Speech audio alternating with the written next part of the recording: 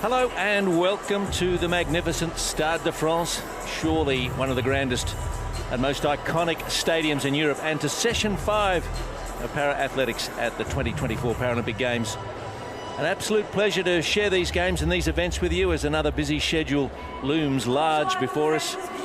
As usual, we've got a great mix of track and field finals and heats to look forward to. Steve Rabillard alongside Tulsen Tollett, and Tulsen from 100 up to 1500. We've got some serious pressure on to make some prestigious finals.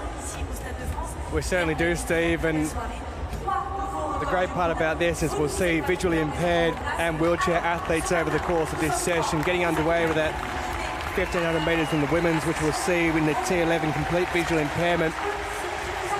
And there are some outstanding athletes to go in this session 5, and the world records, the Paralympic records, season and lifetime bests have been tumbling at these Paris 2024 Paralympic Games, and the fans have been flocking in to attend what has been supreme para-athletics across both the track and the field, and they're here again today on a wonderfully sunny day.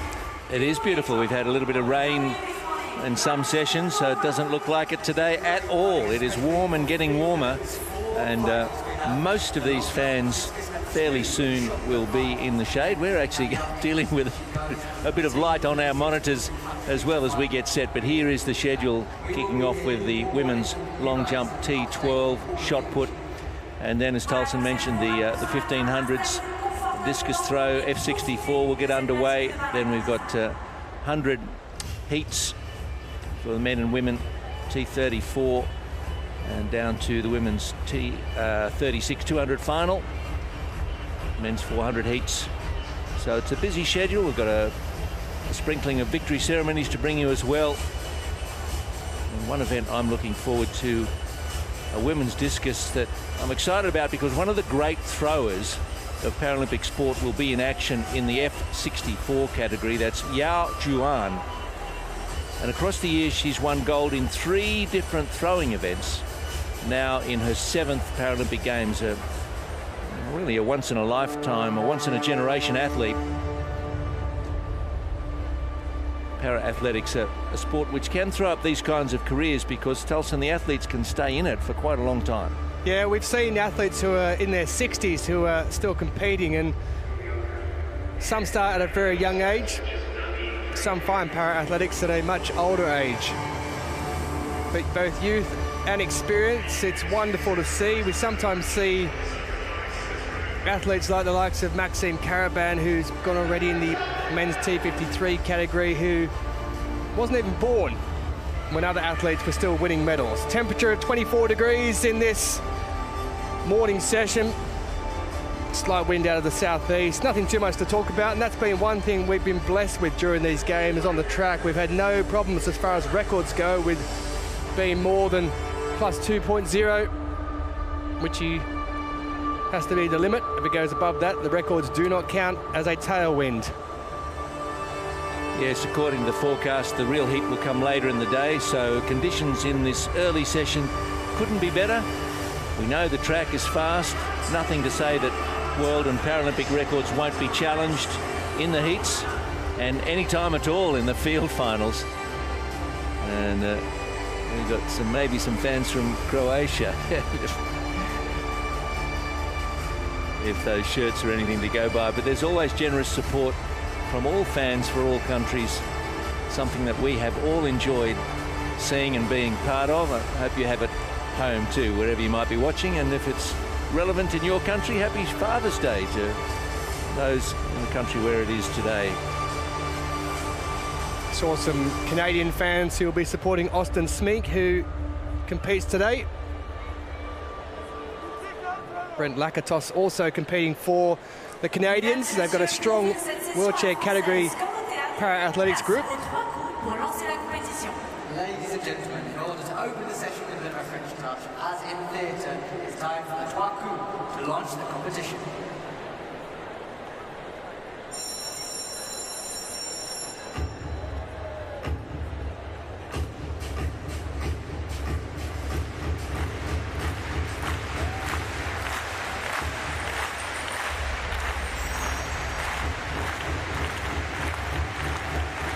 Time for the trois coups, or the coup de bâton, which opens the session. As per tradition in theatre in France. 100-meter hurdles at the Olympic Games Paris 2024. Merci d'accueillir Sirena Samba-Mayela.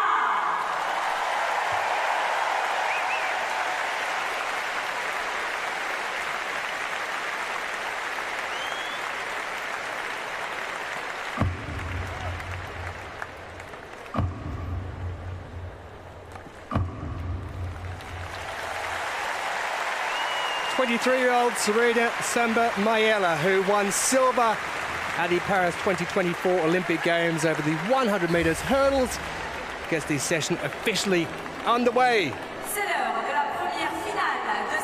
Plenty of French support here on show throughout, and it's wonderful to see when the French athletes are introduced how much support there is for those home athletes.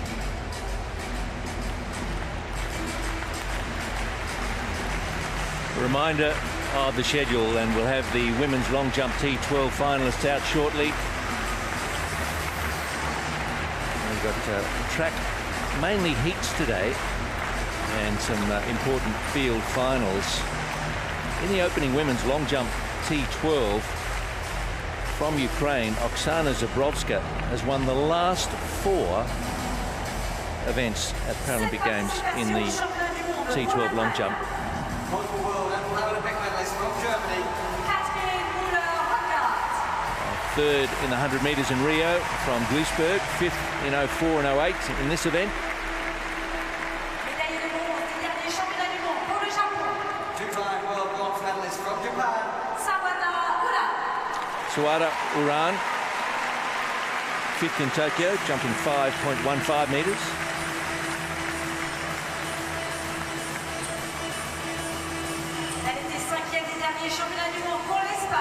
Fifth at this year's World Championships from Spain. The 21-year-old from Barcelona, 5th at the Worlds this year.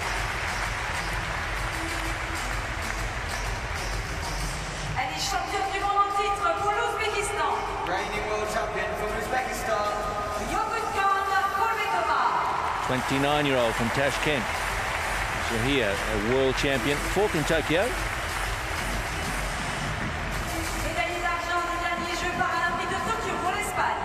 Paralympic silver medalist and two-time world silver medalist from Spain. Martinez, one of 3 athletes from Spain in this final, 34 from Madrid. Two-time Paralympic bronze medalist from Algeria. Amri, indeed, 3rd in Tokyo and Rio, 35 from Algeria.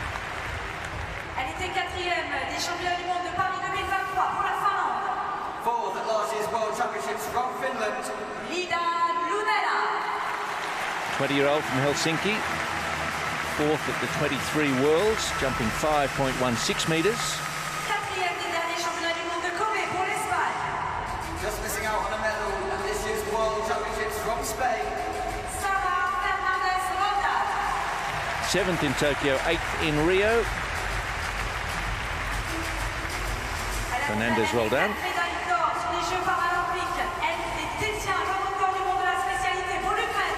Four-time Paralympic champion, 5-time world champion, world record holder from Ukraine. Well, in 3 lines, you sum up an amazing career for Zabrowska. Won the last 4 titles, 5-time world champion, and the hot favourite for this event in the women's long jump T12. Interesting to watch this event as the guides call the jumpers into position down the runway, hit the takeoff area, and hopefully make a good, clean, long jump.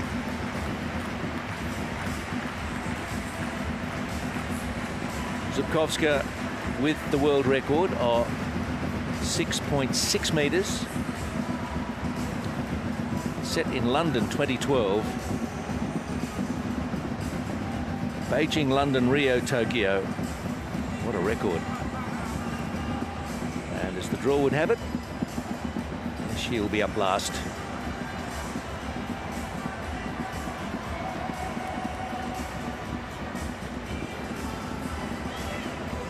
So in an earlier visually impaired long jump, the crowd and even the announcers needed just a little bit of guidance about when to be quiet so that the jumpers can hear their guides, the all-important instructions running up to the takeoff area.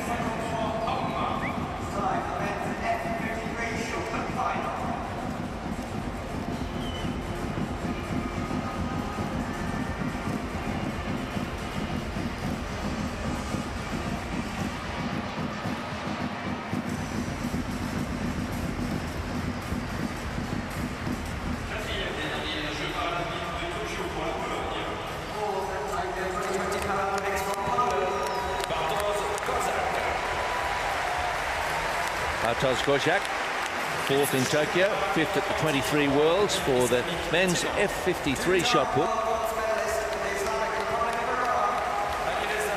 Alireza Mokhtari Hamani from Iran, 46 years young.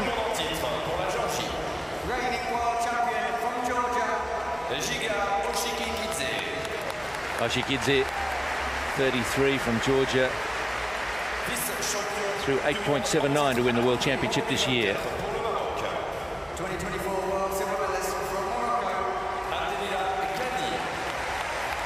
Abdelila Ghani from Morocco, second at the 24 Worlds.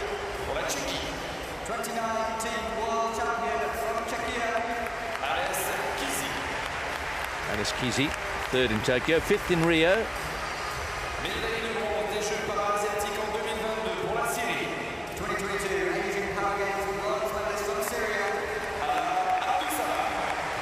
The 30-year-old from Damascus, Ala Abdul Salam.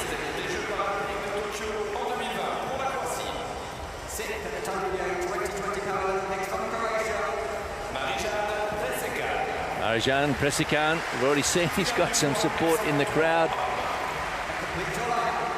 Sixth in Tokyo, ninth in Rio.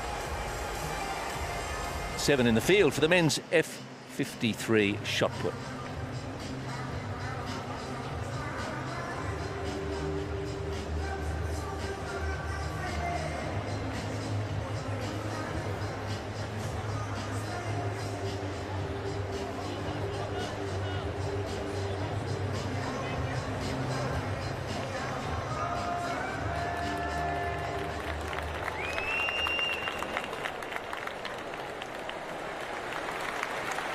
Some personal best and season's best there. Thought he gets some guidance from Abdelila Ghani with the world record at 8:84, posted in Marrakesh earlier this year. So the Paralympic record of 8:77 belongs to Elvin Astanov of Azerbaijan, set in Tokyo. That might go today. Certains athlètes du concours de saut longueur catégorie T12 sont assistés pour leur saut. Ils ont besoin. A couple of the shot putters have gone past that mark this season. So Paralympic record possibly under threat. Bien sûr, une fois que l'athlète a sauté, l'encourager et faire un maximum de bruit dans le stade. That shot put, by the way, a seated event as well, so there are regulations that need to be adhered to with the chairs and with a strap that the athletes have across their waist to keep them down, and all 6 throws are taken at the same time with a rest in the middle for a couple of minutes to get yourselves a drink and readjust.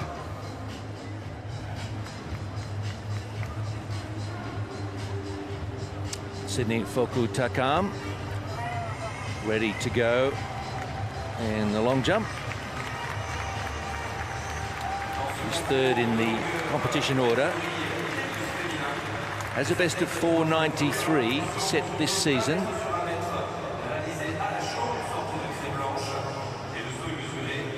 Guide or assistant taking up position near the takeoff area, waiting for quiet.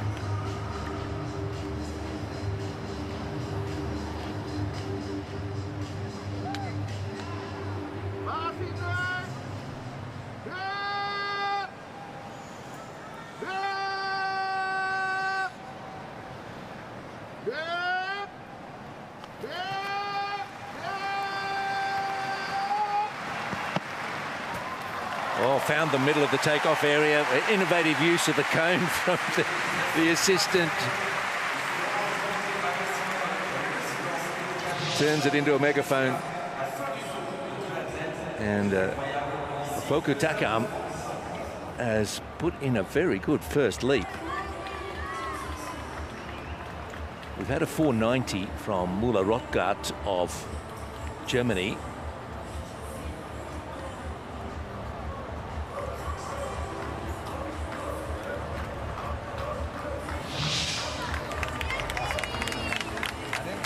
And a 475. He's got a respectable jump away early to move into second position. It's only first round action.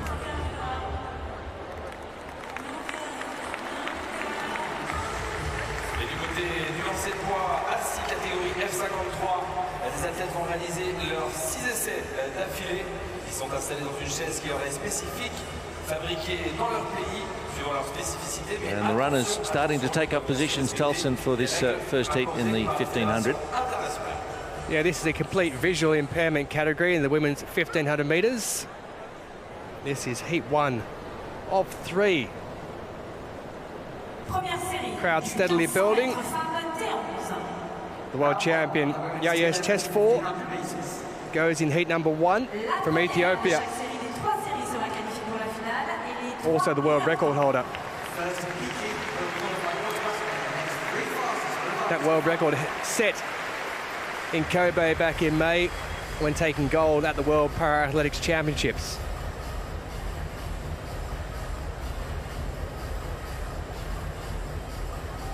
Field of 5. First will automatically qualify through to the final.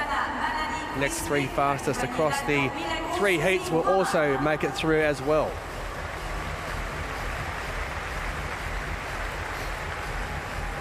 Romani Crespi happy on the outside there, smile on the face. 4th in Kobe at those World Paralympics Championships back in May.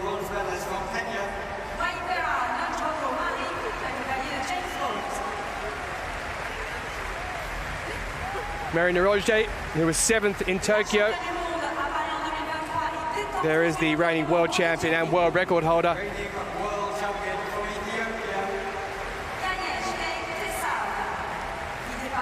Yayesh Tesfor of Ethiopia.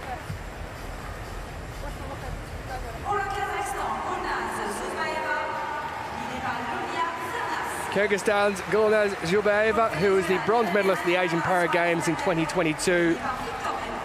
And the bronze medalist at the Pan American Games last year, Suarez Delgado of Venezuela from the inside. Now you'll note those tethers on the wrists of the guide and the athlete.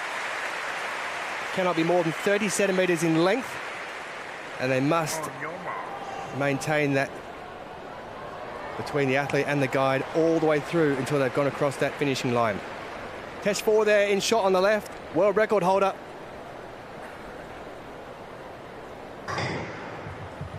So 3 3/4 laps will decide who goes through first in this opening heat in the women's 1500 metres tier 11. This is the complete visual impairment category, so a guide is compulsory, and it is the Ethiopian Tesfor who gets out fastest and takes to the front. Naroje of Kenya just coming around the outside there, not wanting to run too wide though, because you're giving yourself that extra space, an extra room that you've got to navigate throughout the course, and that would make it a lot longer than if you stick to that inside. So with the guides, it can become a little bit tricky at times, because with the complete visual impairment, if you're not spatially aware of what's around you, courtesy of your guide, you can get yourself into a bit of trouble.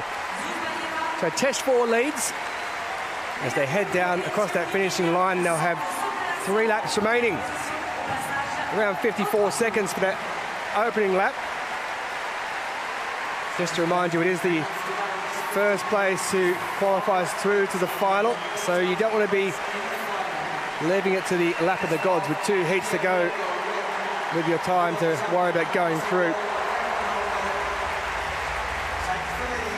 So Tesfor maintains her lead.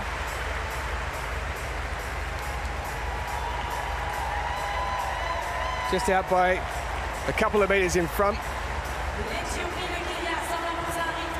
It's good. 4 or so of them in there, quite tightly packed together. And at the back, it's the Peruvian. Behind that group, about 20 meters back, in Mamani Keshba. They move around into the blazing sunshine in their home straight. Sheltered somewhat in the back straight, but when they come into the home straight, the sun is still beaming down before it moves around behind the stands a little bit later in this morning session. 2 laps remaining in the opening heat of the women's 1500 metres T11. Teshfor, who leads from the front with their guide Kindu Sise. Her aim is to win gold here at these Paralympic Games. She only competes in the 1500 metres, the 27-year-old. At the moment, she's looking very strong.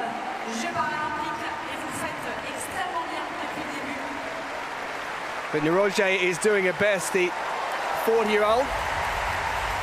And then the rest are splintered.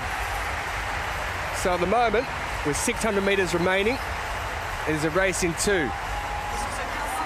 Now the world record holder, Teshfor, who's out in front, that's 4:31.77. She does have a good kick on her if required. So the penultimate time into the home straight. Next time they get into this position, they'll be moving a little bit quicker. You can see that tether there between the guides, Germa and Teshfor, as the bell rings. With 400 metres left to go, that tether must be maintained all the way throughout, and that athlete has to cross the finishing line before the guide. If the athlete doesn't cross before the guide, it will be disqualification. It has happened before. And under pressure, you can sometimes make mistakes. And talking of pressing, Niroje had made a bit of a run there to try and close that gap on the world record holder and world champion Teshfor of Ethiopia. It was quickly subdued though. Kindu Sise Germa, he realised what was happening and felt that pressure coming from behind and just got his athlete there in Teshfor to stretch the legs out somewhat. And the gap back to 10 or 12 metres at the moment. They move around into the sun, into the final 100 metres, and barring any catastrophes, Teshfor should find herself into the Paralympic final. In the women's 1500 metres T11, she's 20 metres or so out in front. Just watch for her to cross the line before the guide. He'll release her just beforehand, holding onto that tether. 4:46.34, unofficial time. Niroje will be happy, but she'll be watching the clock when it comes to going through to the final. The next 3 fastest do advance through those heats. So that'll be the important part, to be in that hot seat waiting to see if you go through. But there was your winner, Teshfor of Ethiopia.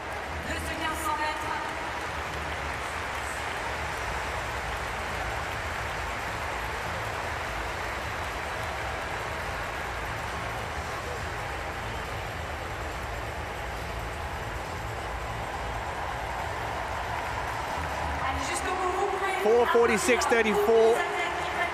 Yayesh Teshfor through to the final, women's 1500 metres T11.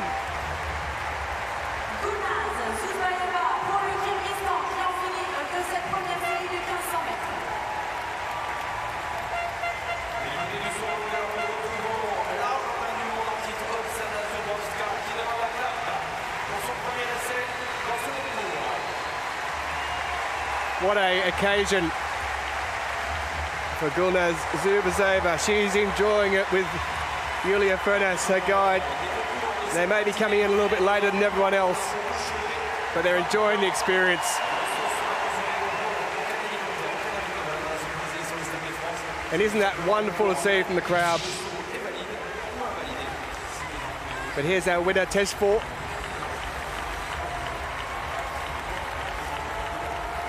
just when she felt the challenge of Naroje, the Kenyan, coming from behind. The speed was put on in that final 150 metres or so. Athlete crosses first. Great synchronicity. You can see that tether in the middle there.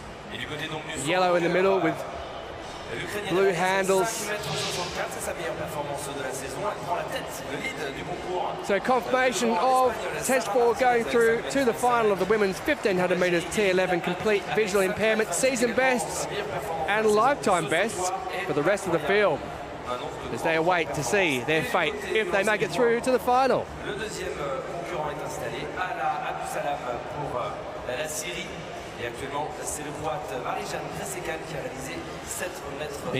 Immediately getting ready for the second heat in the 1500 T11, and just 4 in this one. Brazil, Kenya, Mexico and Poland represented.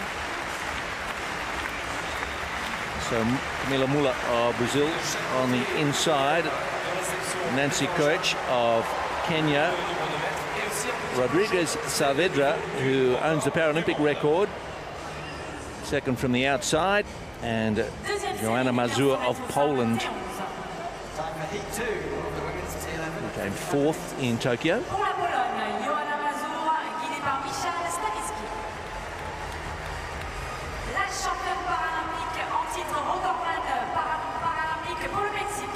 Reigning Paralympic champion from Mexico,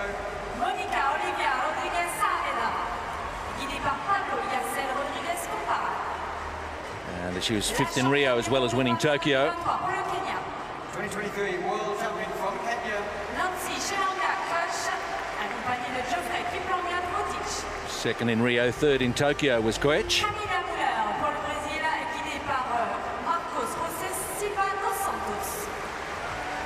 Love the eye cover for Camila Muller, a physiotherapist. Also running in the 400, should have a good kick if needed, but might find this field a little quick. Let's find out. Second heat, 1500 T11.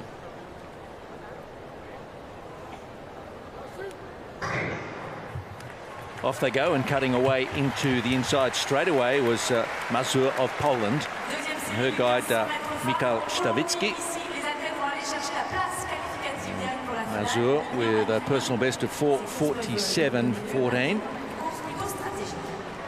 Unsurprisingly, it's Rodrigues Saavedra of Mexico who has the best personal best in this field, 4:37.40, which is the Paralympic record.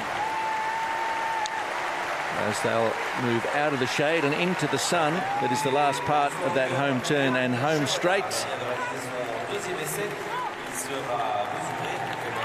And Koech of Kenya being taken quite wide to move around the field. Small field that it might be, but it's the first in each heat that qualifies, and then the next 3 fastest. So the ideal result is to take out this heat and take any question out of the qualifying. And a little bit of movement in the field as they come through finish line for the first time.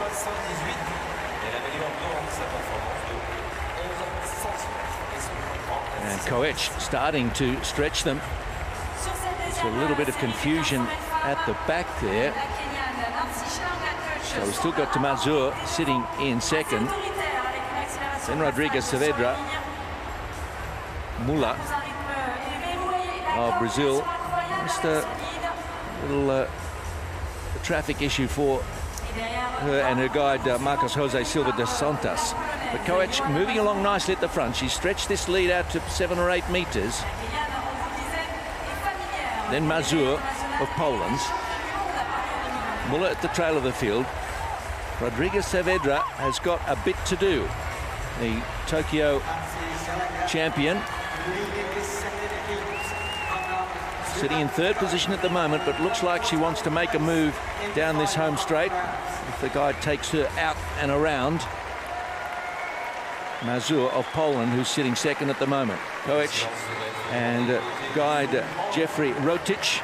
No problems out front. He's happy to sit really a lane out.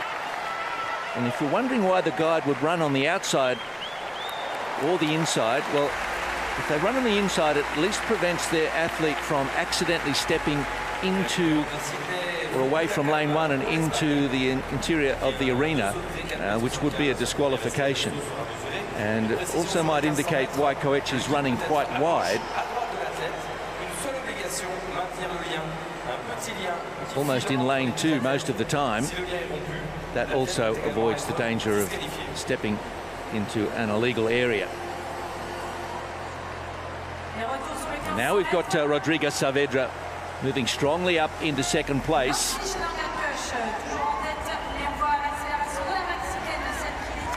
It's still some 10-15 meters behind our leader, Coetch of Kenya. Still looks to be moving well. Relaxed, easy style, no real rolling of the shoulders. Still sitting out in lane two.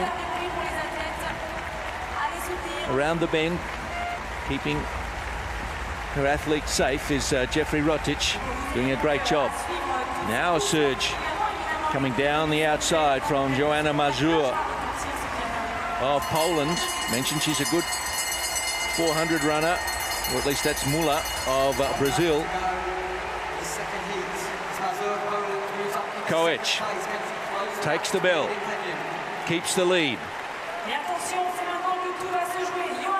Mazur still sitting in second. The gap shrinking.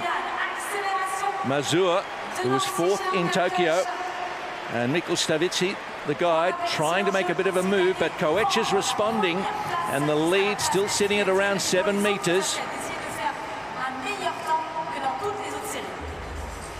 Rodrigo Saavedra looks to be finding the pace a bit hot this time. She did make a move up towards second place in the previous lap, but now it's getting away from her, and Coetch needs to be caught.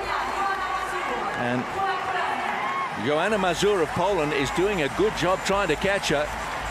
Going to make a race of this down the home straight. Coetch, what has she got left?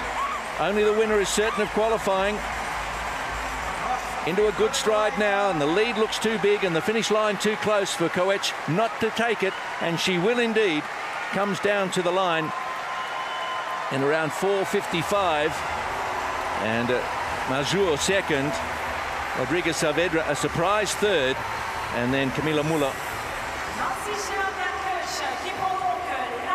Excellent run from Coetch. PB of 4:42, so she's a little outside that with 4:55, but through she goes to the final.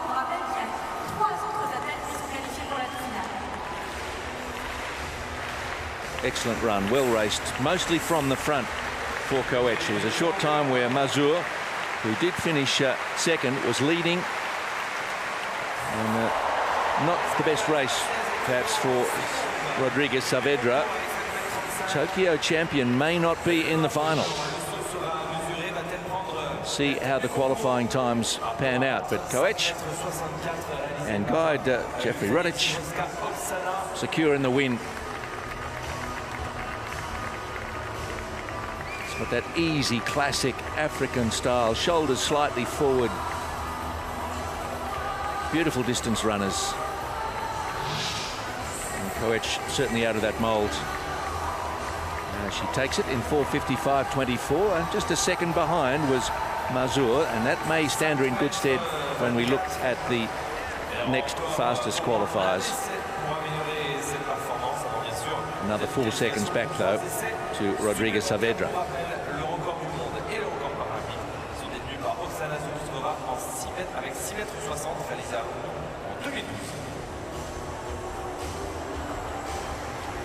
Third and final heat in the women's 1500 metres T11.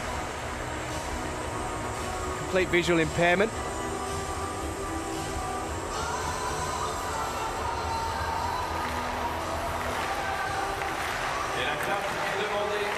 Hei Shanshan goes in this, who was a silver medalist in Kobe 2024 earlier this year. She's already taken bronze in the 400 metres at these Paralympic Games.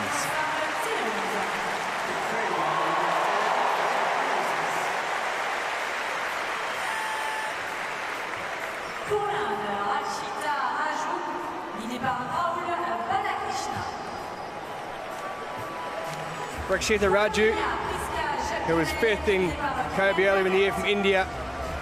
Priska Jepkemai, 6th in those Kobe Games. Luzanne Kurtzia,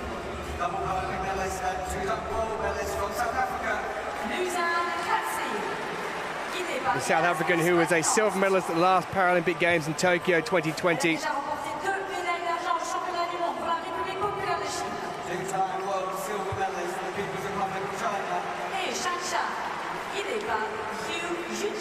Hei Shanshan, who bronze medalist already over 400 metres here. She now goes in the heats of the 1500 metres T11.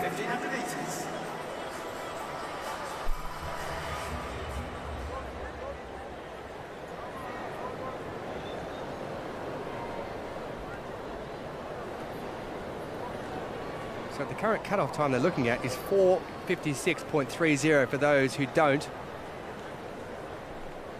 win this race.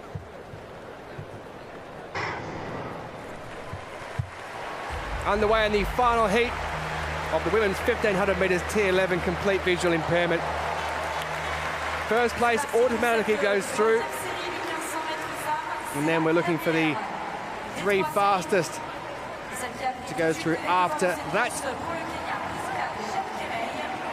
Koesh, Majur and Mamami Kispe are currently in those positions. Always fine running in the 3rd heat. You know exactly what you have to do if you're not going to win to go through. So there is a slight advantage when it comes to being in that position. If they head down across that start finishing line. Jep Kemai, the 34-year-old from Kenya, who holds the lead at the moment from Hei Shanshan. Then we've got Kurtzia and Raju of South Africa and India respectively, who are falling back somewhat. They're at least 30 or 40 metres behind the pair at the front in Priska Jepkemai, Kenneth Lagat, her guide. And they're striding out in front from Hei Shanshan, who's just sitting on the heels there. Just waiting to see what may happen. Hasn't medalled a major championship yet. Priska Jepkemai, 6th in Kobe, 7th in Paris at the World Paralympic Championships last year in Stade Charlotte, in the southeast of the city. Not far from where we are at the Stade de France, more on the northern side of Paris here. But Kurtzia is doing her best behind these two. Have slowed the pace somewhat. It's almost at a walking pace at the moment. They have really slowed down to a point where they're almost walking, and you'll see Luzanne Kurtzia in a moment. There she is, left of screen, the South African, who comes into play, and from being 40 or 50 metres behind, the 31-year-old South African, who's also running the marathon here at these games, is now finding herself in front. Now, she was the silver medalist in this event at Tokyo 2020, so she has form, 4:40.96 in that event in Tokyo. She also picked up a bronze medal in the marathon as well. So a very good Tokyo 2020 Paralympic Games for Luzanne Kurtzia. That came after disappointment. She was disqualified in Rio back in 2016.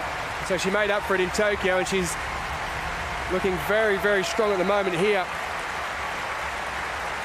And Jepkemai may well have run her race, because she's now dropped way back. You can see it to the left of the screen there, good 50 metres behind Luzanne Kurtzia and Hei Shanshan, who have spent most of this race, as they take the belt, sitting on the back of the leader, whether it be Kurtzia now or whether it be Jepkemai before.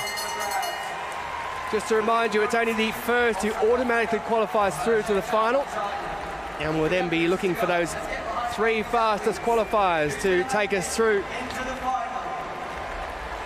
which will give 6 in the 1500 metres T11 final for women. But Luzanne Curti just out by a metre or so in front. So Hei Shan and Yu Junji, the guide, are going to have to go around the outside when they get into that final 100. Now, you can see the People's Republic of China guide there in Yu Junji just talking to the athlete. And as he did that, obviously saying it's time to make a move. So with 150 to go, Hei Shan takes the lead and comes into the home straight with Curtsy just slightly behind there by 5 metres or so. Hei Shan looking to maintain that form. Just to remind you, the guide does have to let the athlete go across the line first. If the guide goes across first, it will be disqualification. Hei Shan takes it. Curtsy in second. And that was very tight with the guide across the line there. We'll have a look at that when we see the replay, but it was a very tight finish there. I think she might have just got across. 4:44.66 is the time. So that's the #1 time for Hei Shan as far as these 3 heats of the women's 1500 metres T11 goes. Regardless of the time, Hei Shan is through to the final.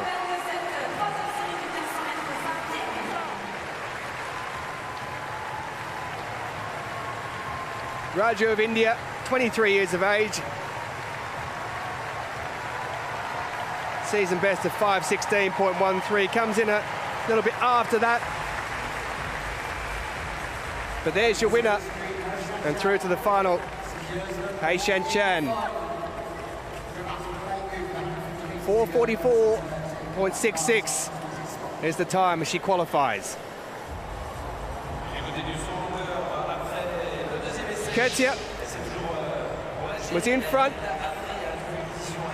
but around that final 200-metre bend, look at the acceleration from Hei Shan. Yu Junji was talking to her before that. Let's just have a look at Ketia. Well, I tell you, that's tight. I think she may well just have got it, but the guide will be wanting to have a look at that in future because that was very tight indeed. She does qualify, by the way, as one of those fastest 3 that goes through that doesn't win their heat. Luzanne Curti, season best for her, 4:45.25. Hei Shan takes it in first place, but Curti, it does go through as well. Yes, better the Q than the DQ next to your name as the finalists there are confirmed, and Hei Shan will take some beating.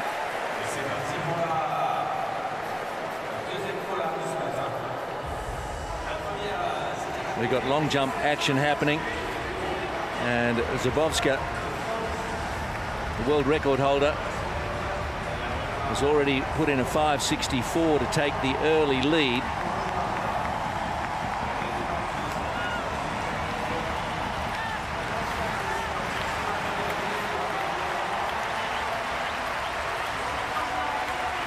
Supremely fit at 43.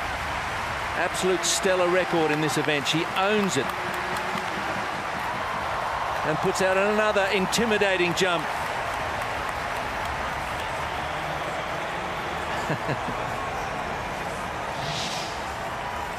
The joy that she takes from competition is great fun to watch. Her reputation precedes her. 5-time world champion, 4-time Paralympic champion.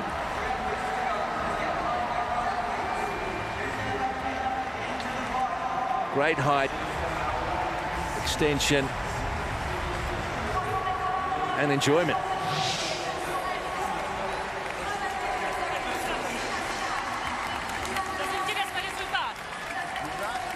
And a 5:75. Well, she's in front by some 40 centimetres from Martinez of Spain, Hamri of Algeria. So it's there for Zukowska again. But another 4 rounds to go.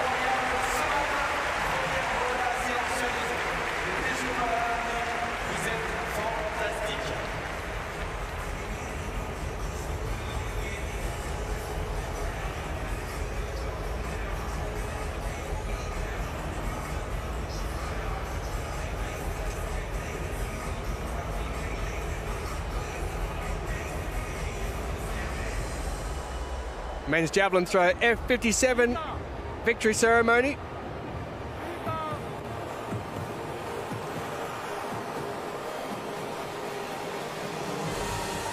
This event from the previous session. Ladies and gentlemen, the victory ceremony for the men's javelin throw F57.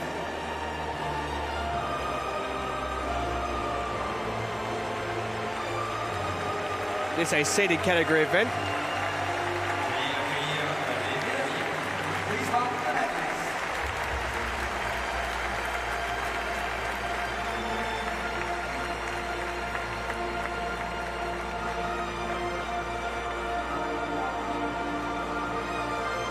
Les médailles seront remises par Medals will be presented by Monsieur Raymond Blondel, président du comité paralympique européen. President of the European Paralympic Games, Accompagné par accompanied by Monsieur Kamal Chibli, membre du conseil d'administration de Paris 2024. member of the Paris 2024 Board of Directors.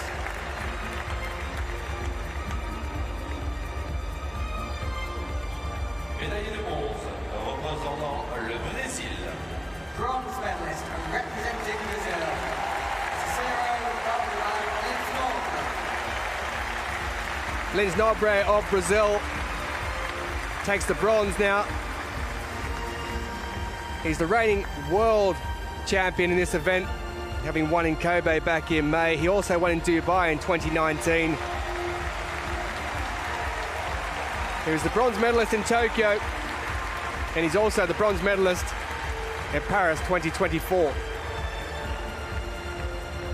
Cicero Valderrame Lins Nobre of Brazil, 32 years of age, picks up the bronze medal.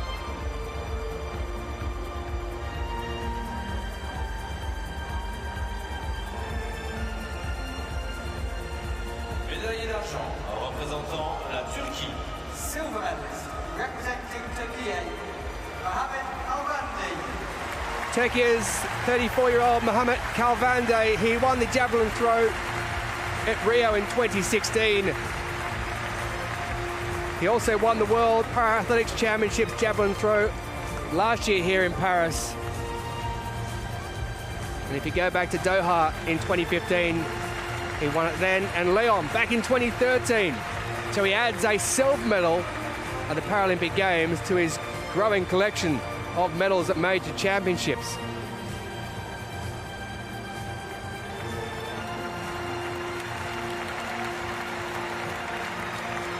Now has 2 golds and a silver in Paralympic Championships.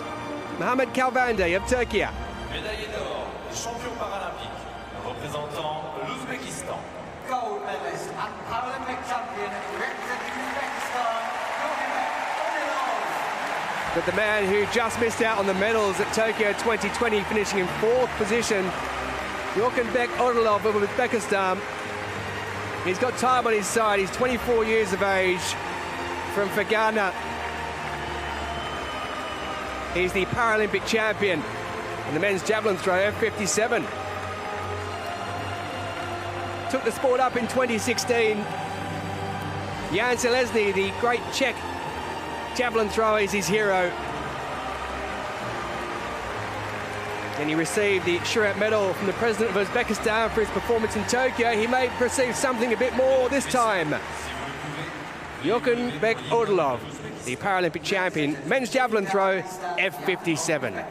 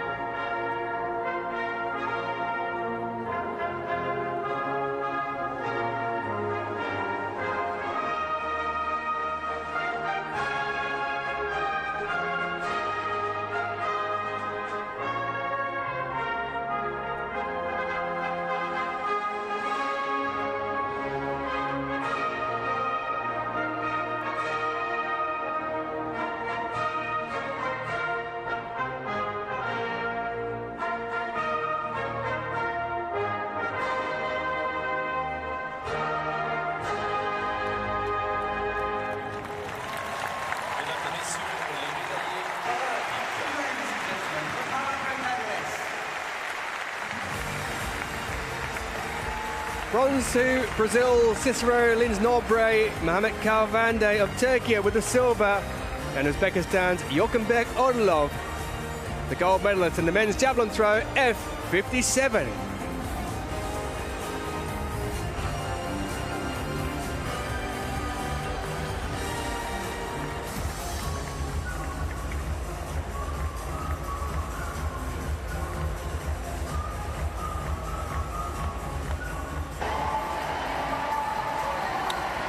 Ala Abdul Salam of Syria, and the men's shot put F53 final.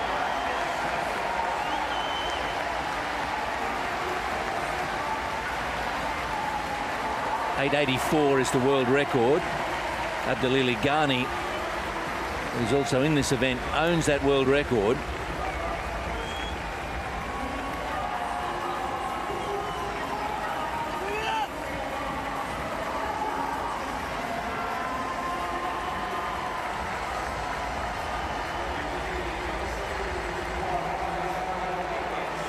Ala Abdul Salam, third in the Asian Para Games in Hangzhou last year.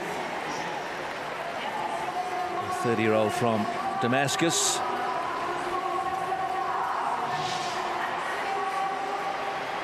Looking for throws well over 8 meters if possible. Put some pressure on Abdelili Ghani, who will go a little bit later.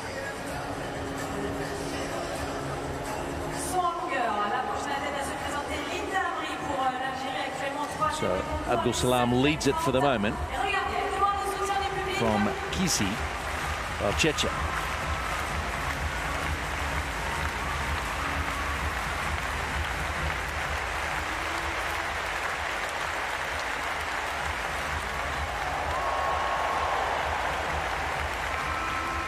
Another victory ceremony coming up in just a moment.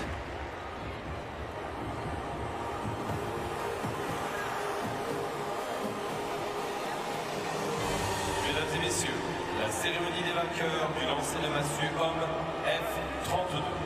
Ladies and gentlemen, the victory ceremony for the men's club throw F32. This event from an earlier session. At the moment in the sun for the medalists comes now. And they are from Algeria, Greece, and the neutral Paralympic athlete Alexei Cherkin, who prevailed.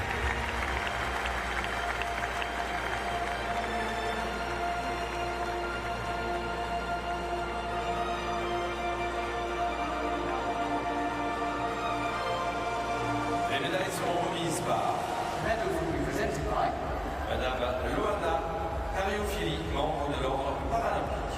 member of the Paralympic Order, Accompagné par accompanied by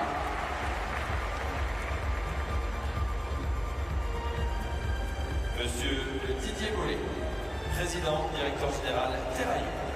Chief Executive Officer of Ontario.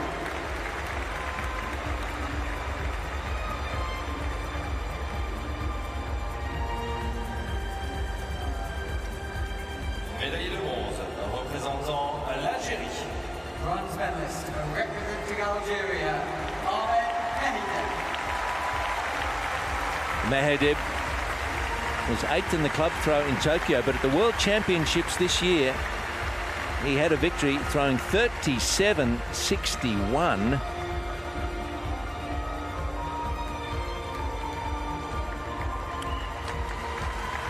And a 38.61 in the final, earning him the bronze medal. Has a PB of 41.64.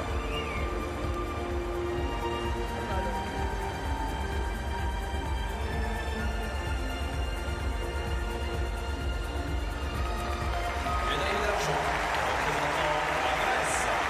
Silver medalist representing 3 Algerians and 3 Greek competitors in the field, and Athanasios Konstantinidis, a 54-year-old.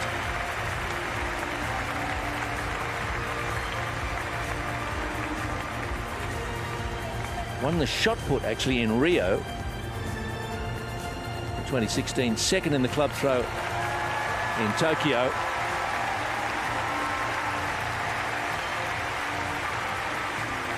And second here in Paris. Delighted, why not? And he threw a big personal best of 38.65.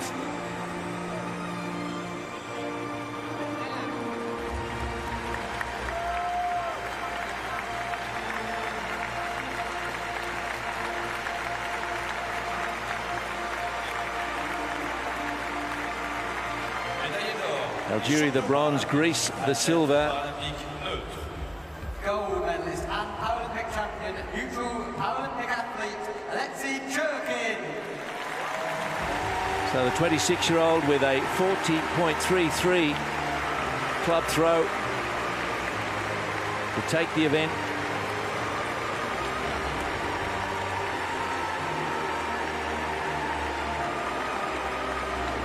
He was fourth in Tokyo, where he was also second in the shot put, and third at the World Championships in Kobe this year. Club throw 35.18.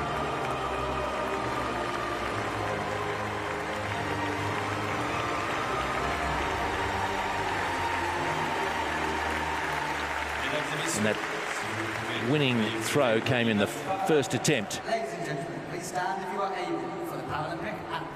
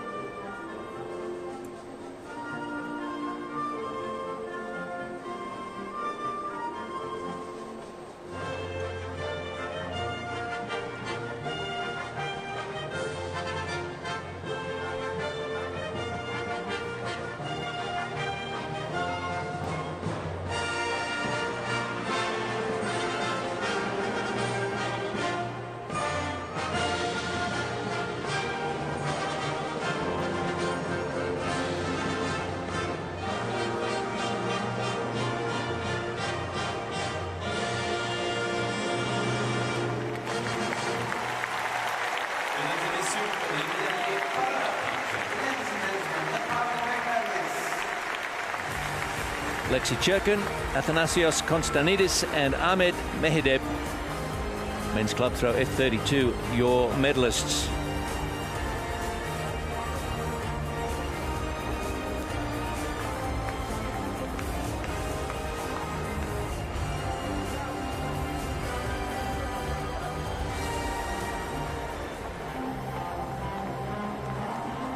C'est l'heure de la finale du disque femme F64.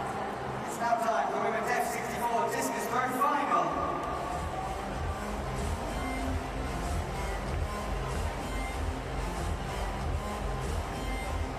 Finaliste du dernier championnat du monde pour l'Afrique du Sud.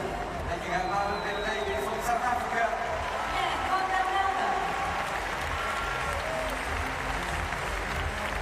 Cinquième des derniers Jeux paralympiques de Tokyo pour les États-Unis d'Amérique. Competing at her third Paralympics in the USA.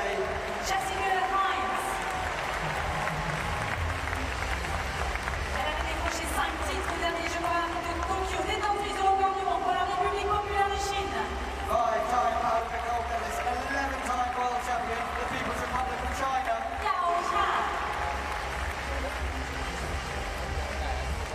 Quatrième des derniers Jeux paralympiques pour la Norvège. Just missed on a medal at this year's World Championships from Norway.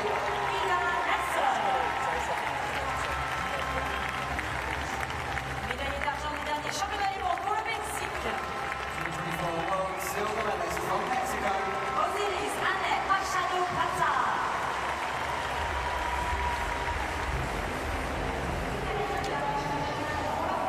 To the shot put, and from Czechia, Alice Kisi.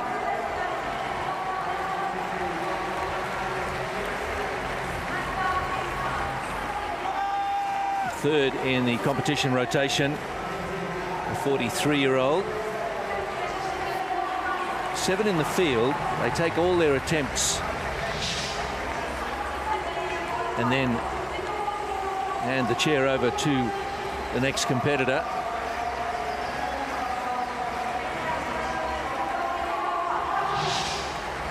After Kisi, it would be Abdelili Ghani, the world record holder in this particular event. And a best of 8:12 there for Kisi.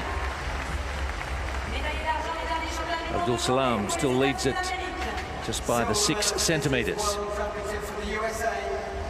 Not quite halfway through that men's F53 shot put.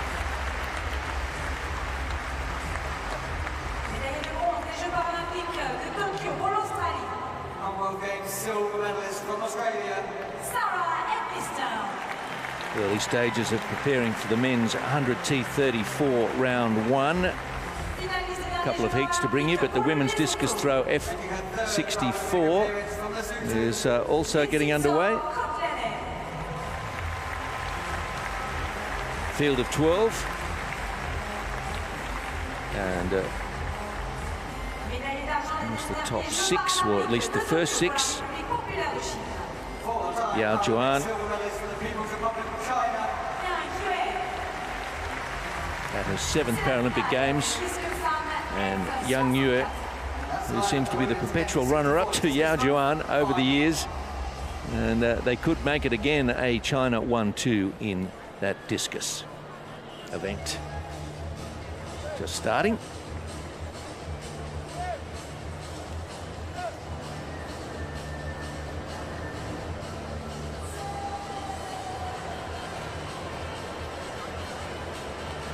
So getting ready for the first of 2 heats in the men's 100 T34. We've got athletes from Canada, United Arab Emirates, China, Finland and Australia lining up in this first one. Going on season best times. Inside lanes of Smink of Canada and Ottman of UAE look to be the quicker athletes. And we've got McCracken on the outside, who has a PB of 14.79.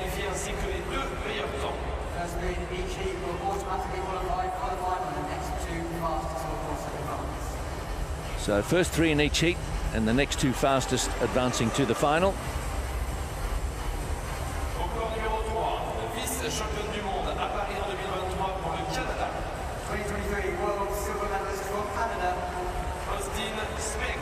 Austin Smink, 6th in Rio, 7th in Tokyo, and 5th in the 800 in Tokyo also.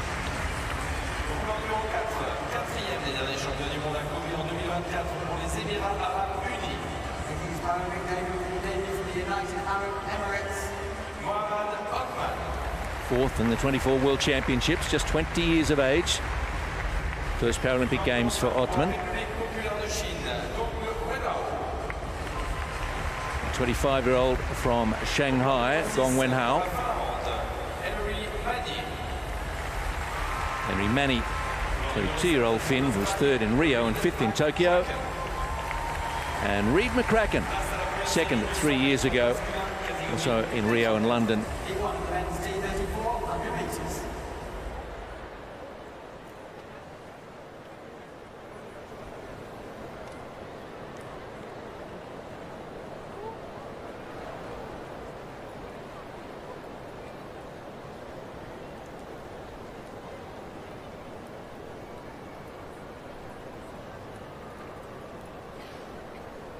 Set for the first heat, men's 100 T34.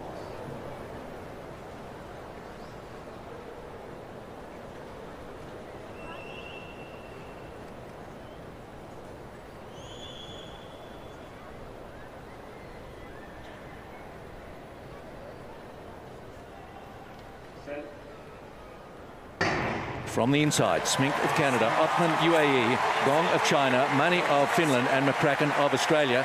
And it looks to be Ottman of UAE who's made the better start. On his left, though, is Smink of Canada coming home strongly. Smink of Canada is going to take it, and McCracken comes home strongly to get 2nd spot. The Australian with a withering finish. The young Ottman from UAE made the best of the start. Smink, latter half of the race, did it for Canada, and McCracken will be hoping that his time, well, he's actually first 3 to go through, so McCracken would be safe. Just looking for confirmation of 3rd spot behind Smink and McCracken. who did 15:38 and 15:62. It will be Henry Mani of Finland.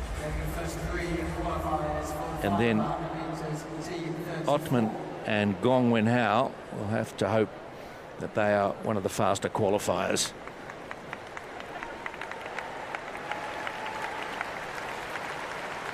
Austin Smink, 27-year-old from Ontario, timed his race nicely, beaten at the start, but beat the rest at the finish.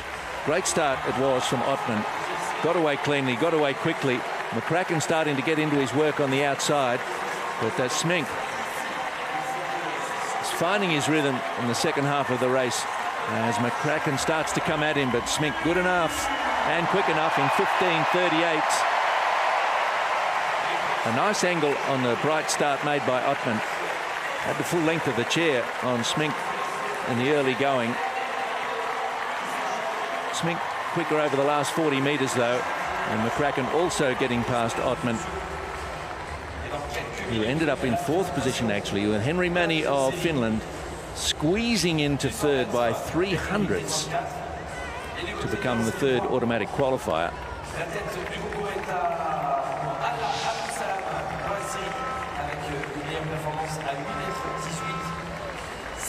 So Smink 15:38, 15:62 for McCracken. Henry Mani of Finland, they are the automatic qualifiers in the men's 100 T34.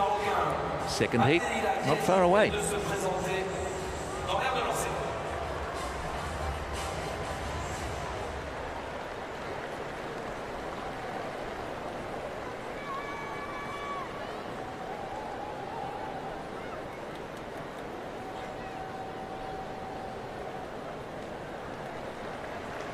Half the track bathed in sunshine. The back straight in the shade.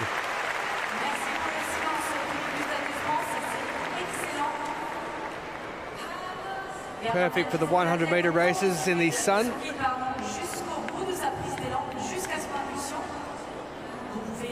Glorious day in Paris.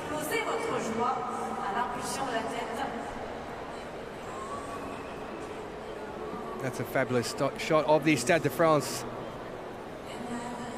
with the crowd a little bit warmer with those fans out today.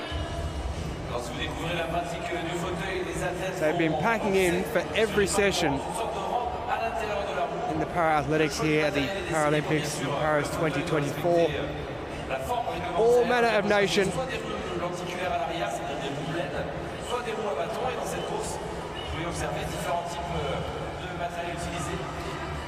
Action continuing in the women's T12 long jump. Captain Mulla Rotgat trying to get up into a medal position. Moment it's Ukraine, Spain and Algeria.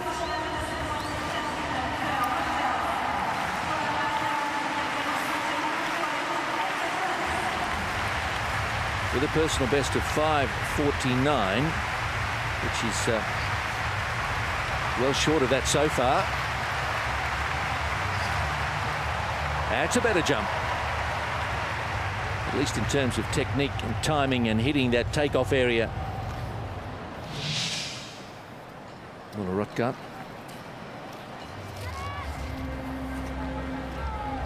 At 42, 1 year younger than the Paralympic champion Oksana Zubkovska, who is something of a phenomenon in this event. But both these women showing that age is naught but a number.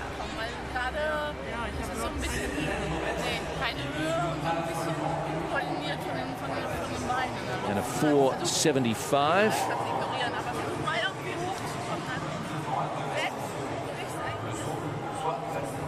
Nothing wrong with the technique, just not quite the distance she needs to move up from fifth into about third. A 5:30 is possible. She's done a 5:49. But unsurprisingly, Zubkovska has the field at arm's length at the moment. Second heat in the men's 100 metres T34.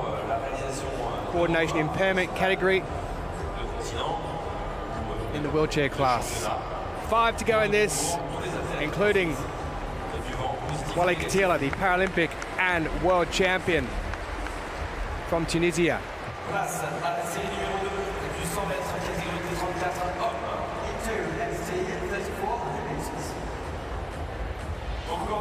Roberto Michel of Mauritius, who was 4th in Paris at the Worlds last year. Chowet Ratana, world champion in those same games in Paris. Also the reigning Asian Para Games champion as well. And from China, Wang Yang, who was 4th just outside the medals at Tokyo 2020. This man knows all about medals. 3-time Paralympic champion in 2012, 2016 and 2020. A 5-time world champion as well. Wally Katila of Tunisia. Also holds the world and Paralympic records. Ali Radi Ashid, who was 7th in Kobe earlier this year at the World Para-Athletic Championships, will go in lane 7. First 3 automatically qualify to the final.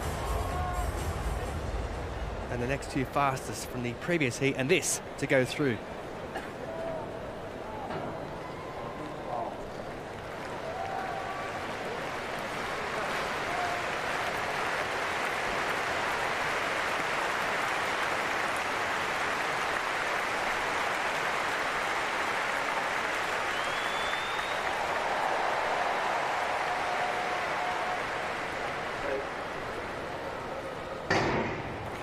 Away with no issues in heat number 2 of the men's 100 metres T34, and getting away fast in the second from outside lane is Katila, but even faster 2 lanes inside of him, it is Chowet Ratana, the world champion from last year, and it's a new Paralympic record by the former world champion Chowet Ratana.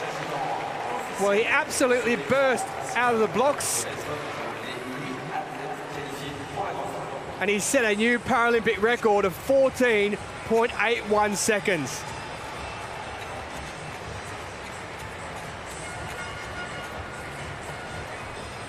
Well, that's in the heat. Katila, 15.09 in second. There was a bit of a disagreement towards the end there with, I think it was Ratana who slowed down, and Katila almost went into him. Doesn't matter, he's through. And Ashid picks up that 3rd automatic qualification position. Well, the Tunisian Katila got away quick, but even quicker after that first 20 or 30 metres was Chowet Ratana. He won that gold medal in Paris last year in the Worlds. Katila took it again earlier this year in Kobe when they went again. But it was Katila who got away fastest off the line. But after that first 15 or 20 metres, Chowet Ratana really got into his stride. He finished 6th in Tokyo 2020, and he's through to the final with a new Paralympic record time of 14.81 in the heats.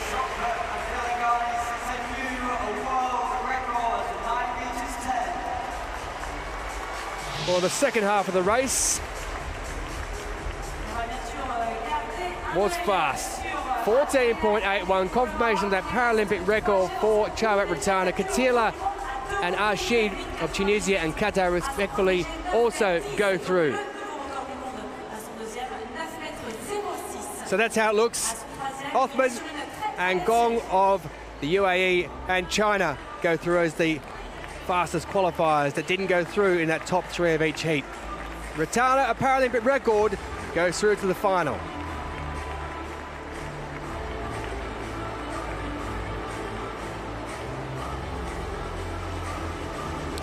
Beautiful conditions in Stade de France.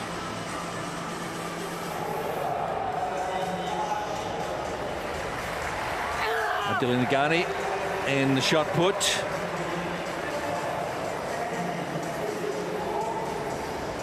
World record of 8.84 coming in. And the Moroccan 36-year-old pretty interested in the distance on this one. It's out near that world record. that he owns. What's it to be? And he'll certainly take the lead with this one. And a 9:10. He has smashed his world record by 26 centimetres. That's what's happening in 2024 in Paris.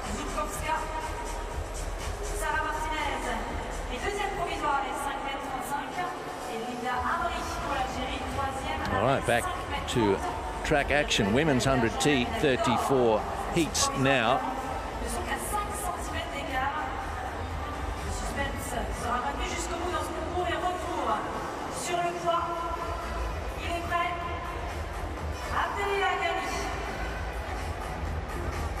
What a crowd we've got at Stade de France. They were a little tardy arriving, but the place is jumping now and near capacity as we get into this next couple of 100 heats. Women's T 3400. And we've got the great Hannah Cockcroft in this first heat. 7 Paralympic gold medals, 1 in Tokyo, Rio and London. And so she'll be hoping to progress without drama. Athletes from Japan, Great Britain, USA and China. 2 from GB actually, with Fabienne Andre also in the field. In the middle, Lauren Fields of the USA. Quite an imposing figure in the chair, but giving up a fair bit of experience to the others at just 18. Former wheelchair basketballer, no surprise about that. Onodira Moe in 3, Cockcroft in 4, Fields in 5, Andre in 6, and Liu Pan of China in lane 7. Liu 7th at the World Championships this year in 20.26 seconds. She'll need to improve on that, one could suggest, to progress here. First 3 to go through.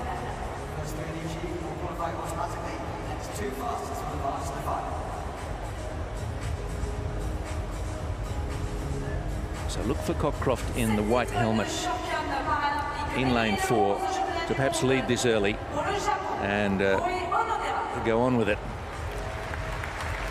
Onodira Moe.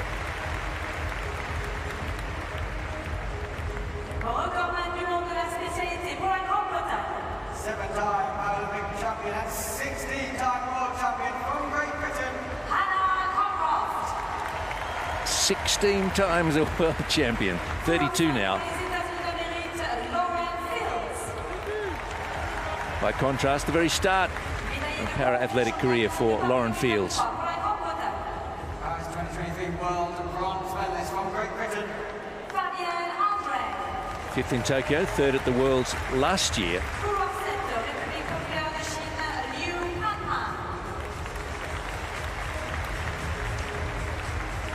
And Liu Pan.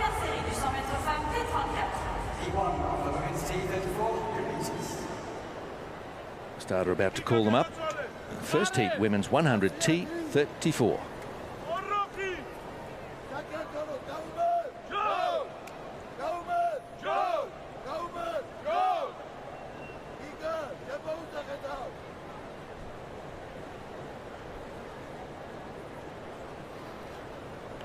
On times, Onodira could challenge Cockcroft and Andre.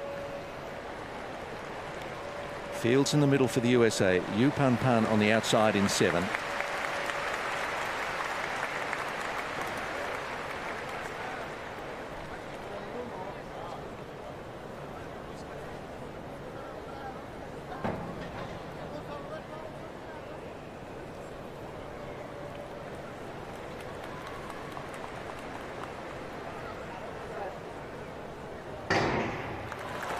Cockcroft gets the best of the start, no surprise there, and she leads them away, and her teammate Andre out in lane 6, who've been second at the moment. Onodira in lane 3, making it a challenge for second, but Cockcroft is just flying, comes down to the line in 17.1 and very close for second and third, but the 3 of them will go through with Onodira and Andre disputing second and third behind Cockcroft, who was out of sight by the time they got across the line.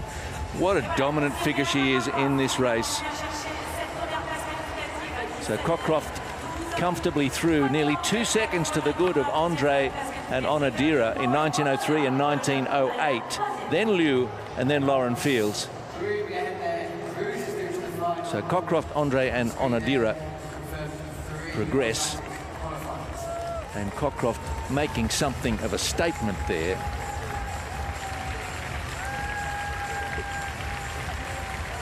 And she's got a bit in the tank, going on a season best of 16:66. The start from Cockcroft, well, it was catch me if you can, and they couldn't, and they wouldn't.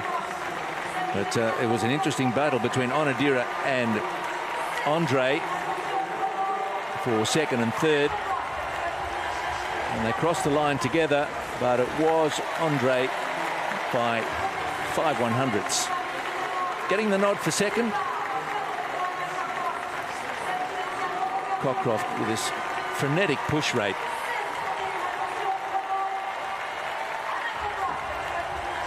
And in the mood to collect an 8th Paralympic gold medal.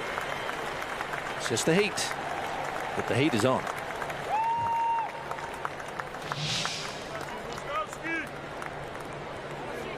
There's the difference. Almost 2 seconds between Cockcroft and her teammate Andre and Onodira of Japan.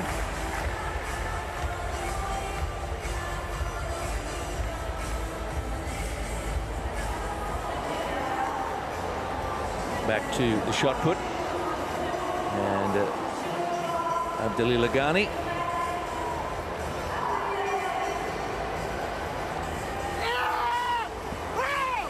Oh, a world record is under serious threat today from this man. The old mark of 8:84.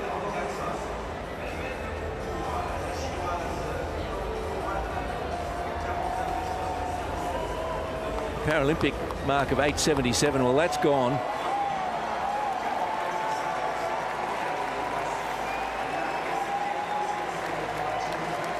And Ghani dominating and shredding his own world mark multiple times.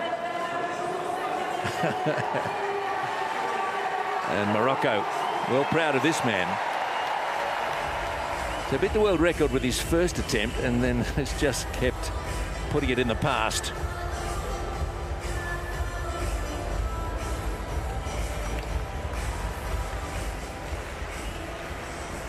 Men's discus throw, F64.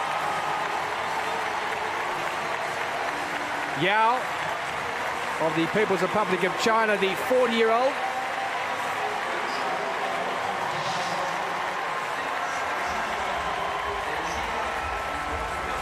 $11 world titles across discus, shot put and javelin for this lady, Yao Zhuan, reigning Paralympic champion.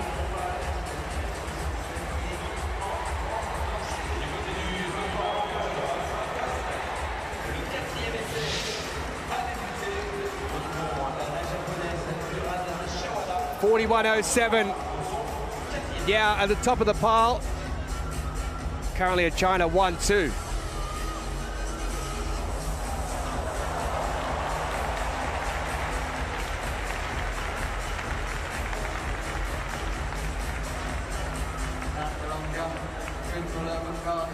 Proves with the latest jump 4 meters and 91 stays in 5th place. At the moment, the medals look like this. Linda Apiri of Algeria in bronze. Sarah Martinez. Well, we saw Hannah Cockcroft a moment or two ago. There's more action coming on the track. There's a reason she is the 4-time Paralympic champion. Oksana Zhukovska. Second heat of the women's 100 meters T34.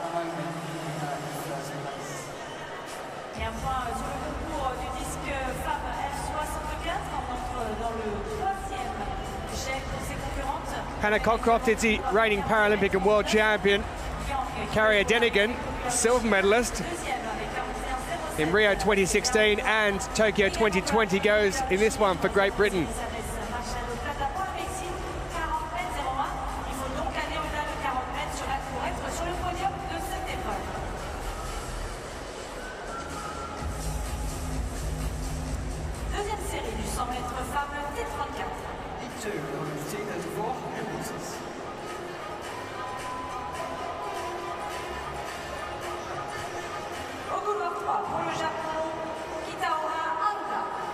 The first of two 17-year-olds to go, Lan Han Yu, who's the Asian Paralympic Games champion.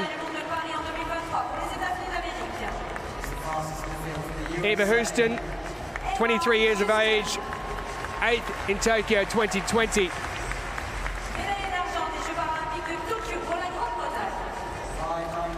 Carrier Denigan, twice a silver medalist at the Paralympics, 3 times a silver medalist at the Worlds as well.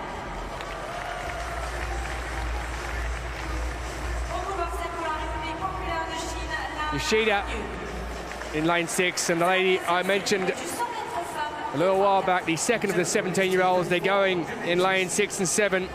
Lan, who won silver back in Kobe earlier this year. She's the reigning Asian Paralympic Games champion in lane 7. Denigan, one to look out for.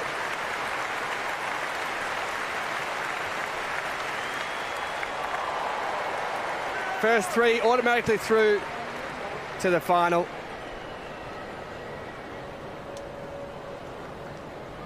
.46 and 20.77 the cut-off time for those who want to get through as a lucky loser. Away they go in the second heat of the women's 100 metres T34, and is Carrier Denigan of Great Britain, who storms out in front. She's a good 5 metres away. Moving through a couple of lanes outside of her is Lan, the Asian Paralympic Games champion, will take second. 17.87 is the time for Denigan, into a slight headwind, but she secures her qualification through to the final, where she'll go up against Hannah Cockcroft. Lan, a season best, coming in second position, and the American Eva Houston in 1909 takes that other qualification position.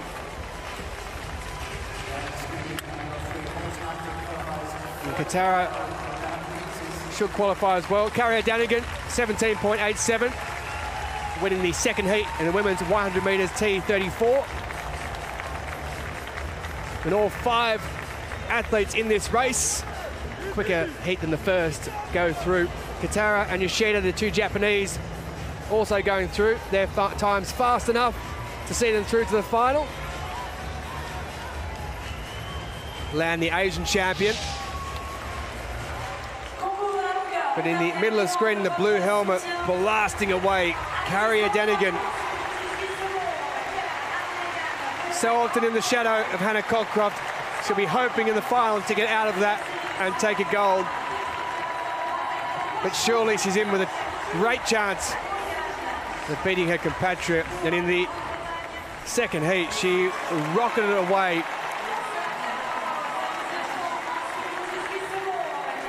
In that first 20 metres was where the damage was done for her. And then from there, it was a case of maintaining her momentum. And 17.87, so slightly slower time than the 17.12 from Cockcroft in the opener, but it will be some final battle between the 2 British athletes.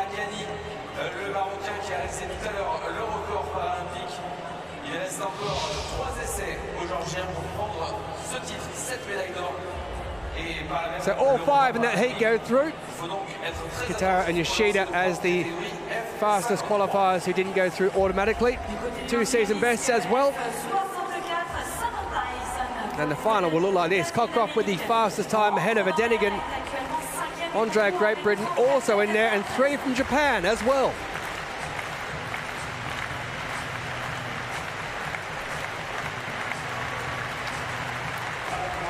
Action in the F64 discus continues with the great young Yu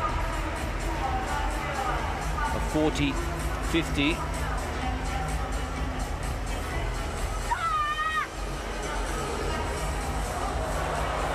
And well out past 40 meters.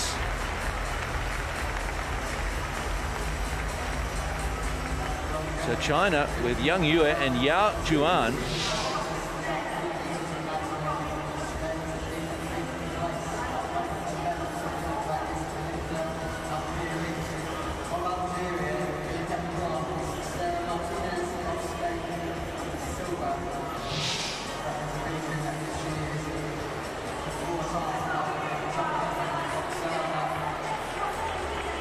And Yang Yue, who's perennially runner-up to Yao Juan, is turning the tables a little here. It's got a lead of over a metre, the compatriot.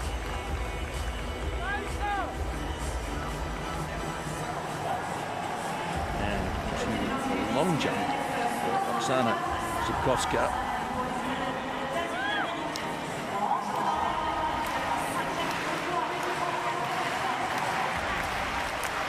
Fifth attempt, has been leading throughout. The best of 5.75. And she knows that's pretty good. Leading Sarah Martinez of Spain and Linda Humry of Algeria.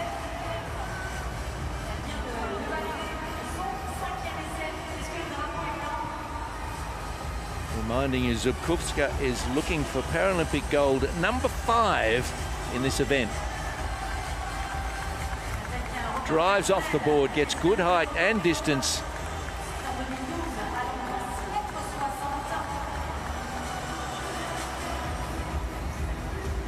Safely into the pit, comes up triumphant. She knows she's put a good one there. 5.75 in the second round and 5.78. So a little bit more found by Zubkovska. And a little bit more to chase for Martinez, Humry, and the rest.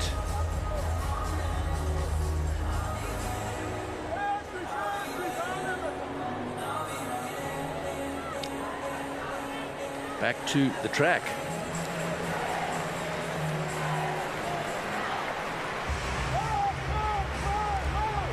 And women's 800, T54.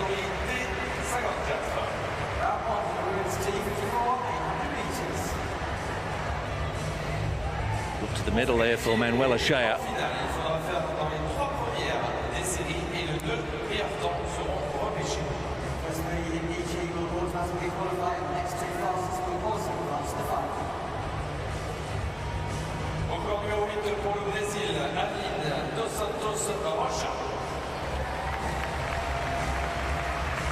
Santos Rocha, PB 147.52. And inside, Leah Bayakula, Belgium. Fourth in Tokyo, Menya.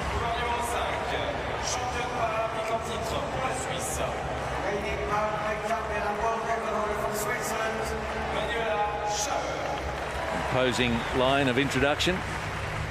Paralympic champion and world record holder.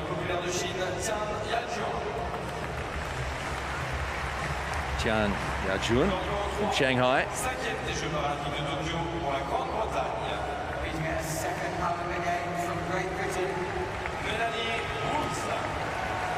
Woods fifth in Tokyo.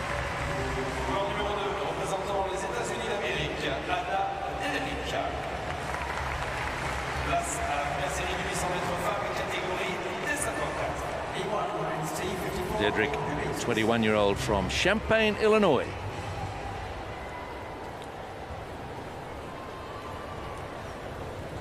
On your marks. First heat, women's 800, T54.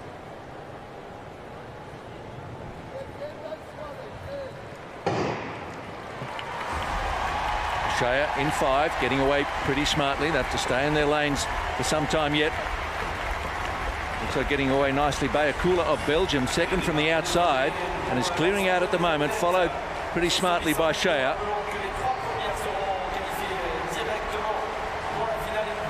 So Bayakula with about a 5-meter lead over Chateau.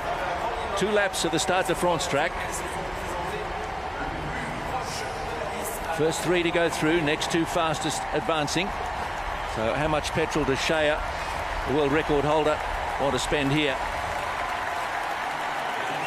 They come into the home straight for the first and penultimate time. Chateau up on the rear wheel of Bayakula.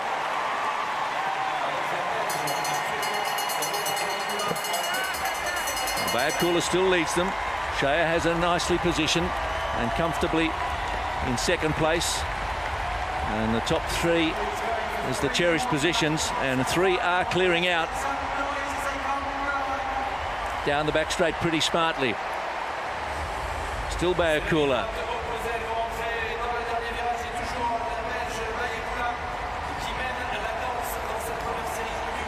Chateau doing enough. Round they come. Plenty of noise in the stadium.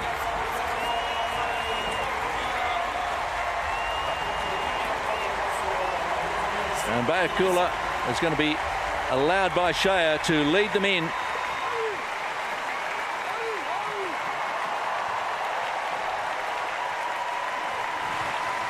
In 1:45.42.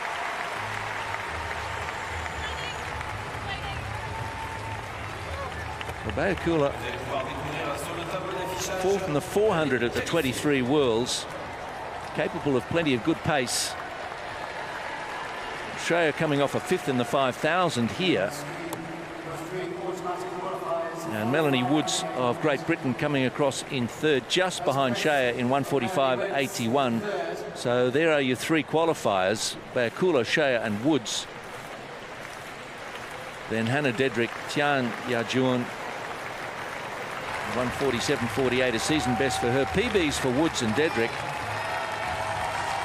Menya of Germany, 1:52.83 and 1:53.04 for Santos Roca. Bayakula, Chateau and Woods. A little bit of a gap back to 4th. Woods not too much to worry about. Hannah Dedrick unable to make up the margin between 4th and 3rd.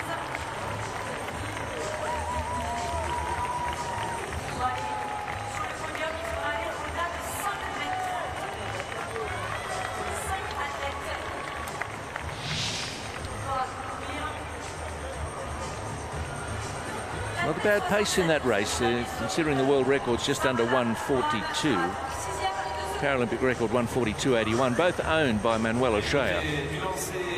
And she gave the appearance of having a bit to spare as she followed Bayakula home.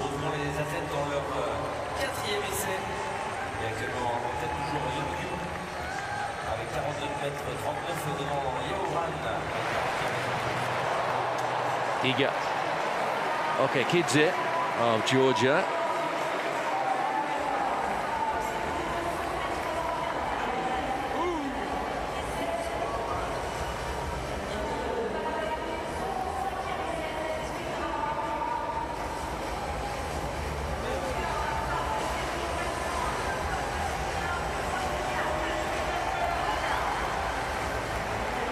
Okekidze. Abdelila Ghani has already set a new world record mark, dispensing with his old one.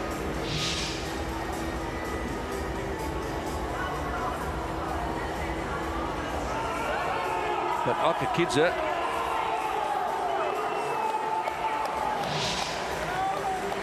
has got Ghani under pressure with a 9.66 and a smile of satisfaction. You can just see it through the beard as Okekidze gets past Ghani, and Ghani has finished. So the best Ghani can do is second. Okekidze with a 9.66. His previous best was 8.79. Goodness, he's found nearly a metre to take control of the F53 shot put final. The man from Georgia.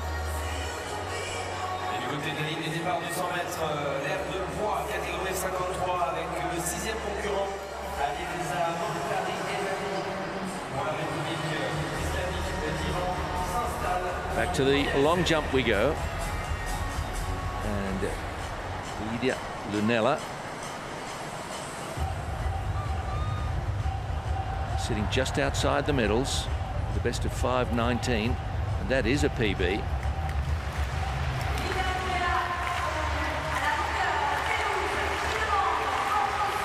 Needs another 11 centimetres to match Linda Hamri, who is in third for Algeria. Lunella for Finland.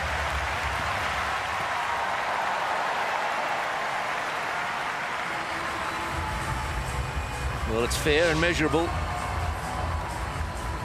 We should mention as well that the big board for the T12 and T11s, it's from where they jump on that big board is where the takeoff is measured from.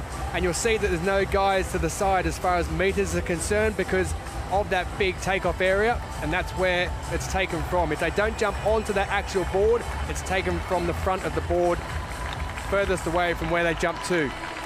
So slightly different, technically wise.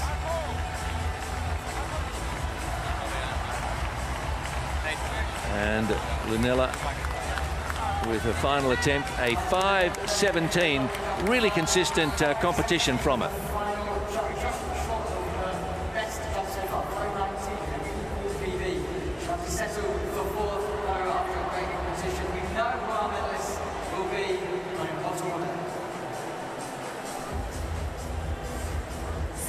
Heat number 2 in the women's 800 metres T54, the strongest of the wheelchair categories.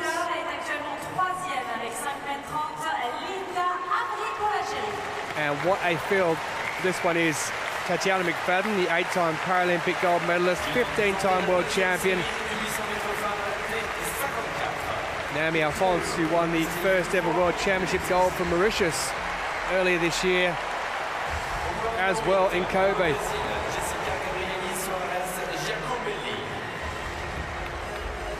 Brazil's Jessica Suarez-Giacomelli in lane 8, first major championship. Naomi Alphonse will go in lane 7 of Mauritius. Patricia Hs in lane 6 of Switzerland. She was 4th in the 5,000 metres already at these Paralympic Games.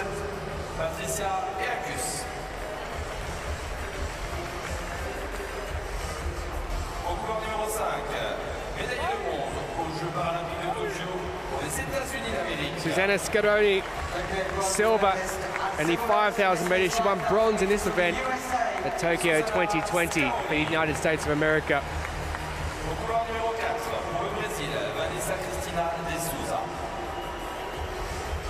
Vanessa Cristina de Souza, bronze in the Parapan American Games last year.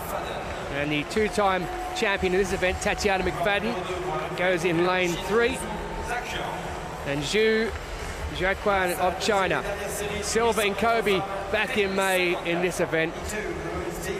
One of 5 events she's competing. She's the reigning Paralympic champion over 100 and 1,500 metres is Zhu. She's in lane 2. On your marks.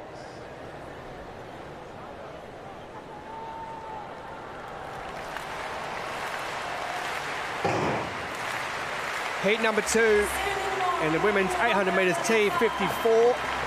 It is the first 3 who automatically go through to the final, and then we'll have the next 2 fastest either across this or the previous heat that will go through also into that final for the women's 800 metres T54.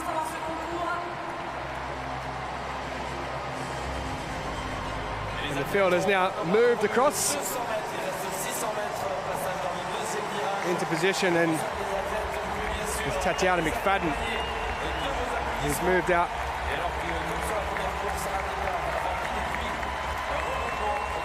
With the second of the Americans, Scaroni there as well. Zhu, who won silver in this earlier in the year, is there as well. It's McFadden who leads from Scaroni as they take the belt, and Zhu in 3rd position. And Alphonse of Mauritius is in there as well. It is only the first 3 who automatically go through to the final.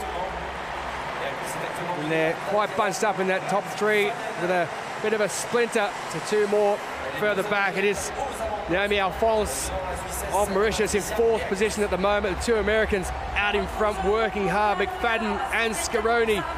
Scaroni already a silver medalist here over the 5,000 metres distance, and Zhu Quan just on the inside, silver medalist at the past 2 World Paralympics Championships. But Tatiana McFadden, all the experience in the world for the 35-year-old, numerous Paralympic and world champion.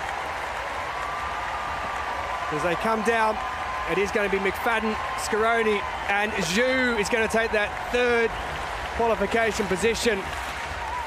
So they're the 3 who are definitively going through to the final. McFadden led from start to finish.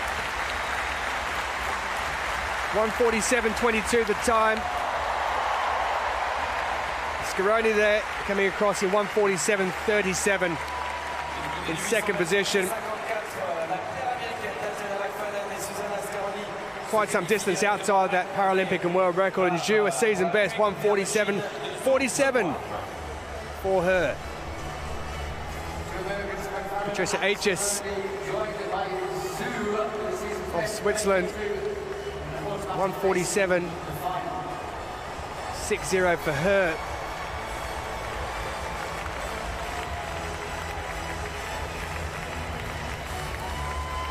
So the waiting game is on. Not for that lady though. Tatiana McFadden, 1:47.22, wins the 2nd heat. 8-time Paralympic gold medalist, is through to the final of the women's 800 metres T54.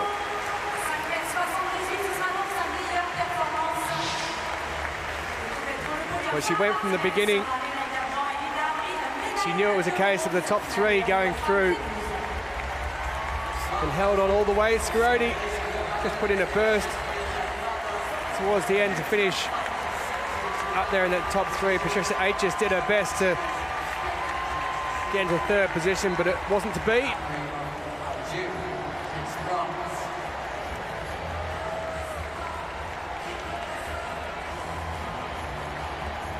And unfortunately for Aitchis, she'll miss out.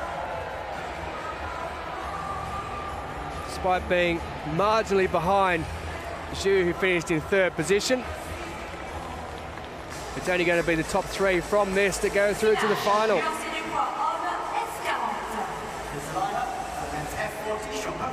So McFadden, Scaroni and Zhu go through. Aitchis misses out, along with Naomi Alphonse, who would have been hoping for a spot in that final. The opening heat seeing the 4th and 5th place competitors in Dedrick and Tian moving through to the final. Bayakula with the fastest time overall for the women's 800 metres T54 heats. And they all go through to the final. 8 to go through.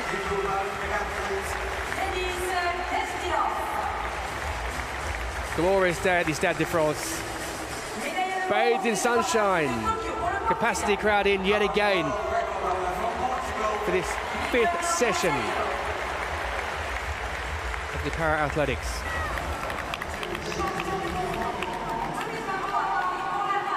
Back to the long jump.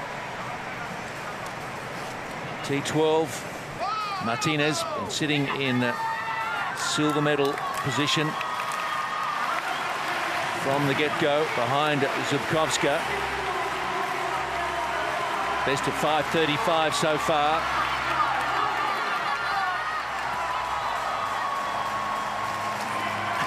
Throws the sand back towards where she landed. Pretty decent jump though, and it will be at worst a silver medal for Martinez. It might actually even be her best jump of the competition, but she's well adrift of Zubkovska.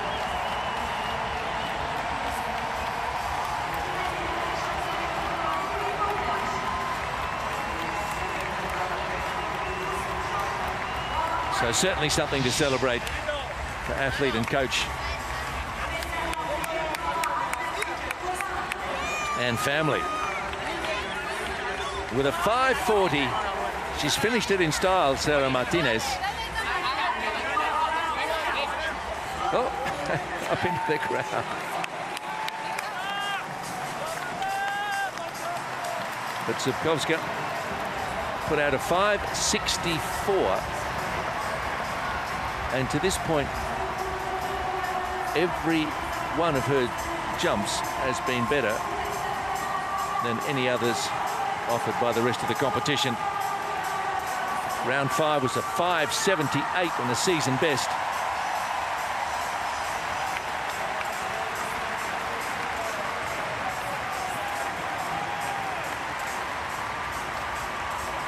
So she's jumping towards a 5th Paralympic gold in this event.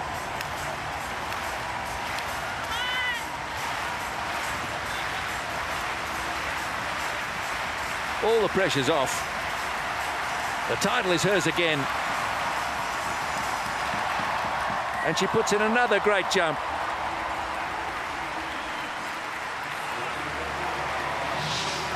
She skipped round 3, but she's had 5.64, 5.75, 5.63, 5.78 in the 5th. And it's out towards that again with her final attempt.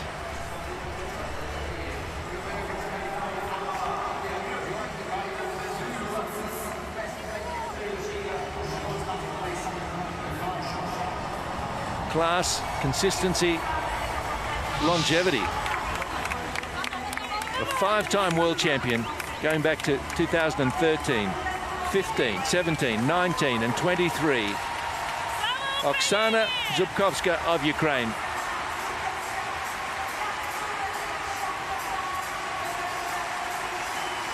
Still the best.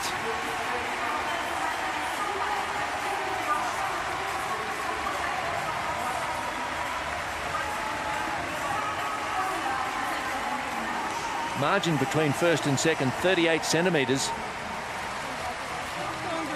And Linda Humry of Algeria in third comes over to offer a congratulatory hug. Zubkovska, the gold. Martinez of Spain, the silver. Algeria's Linda Humry, the bronze. And Ida Lunella with 5.19, a PB.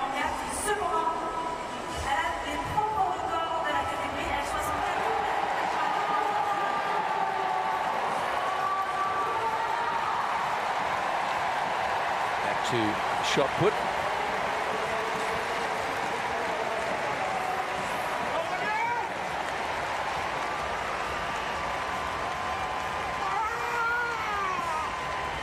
And out near the world record. This has been constantly under threat.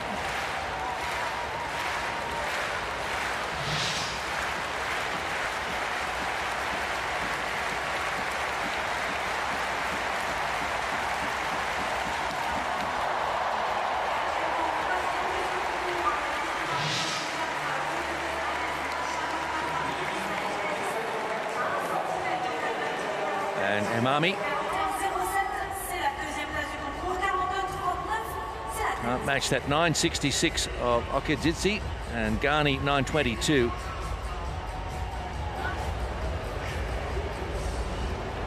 Chateau Plata in the discus.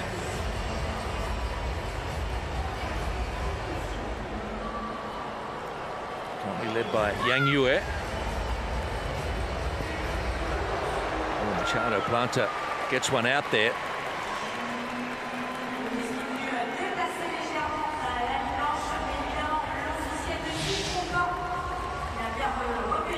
Offered a 40.01 in the second round, the Mexican.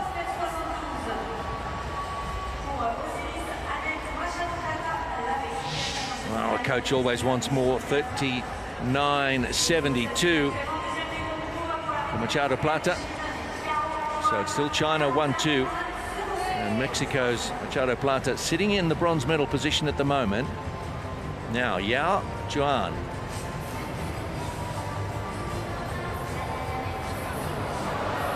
Oh, another big one.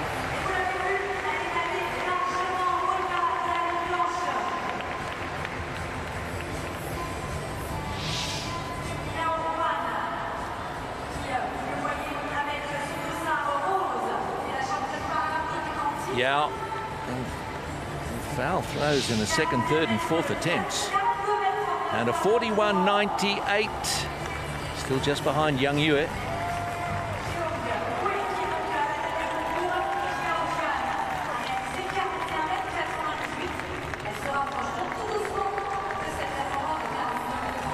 And Young, second in Tokyo, Rio and Beijing.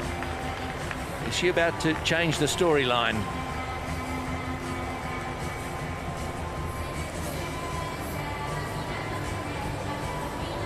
.42.39 leads it. No, that's not her best.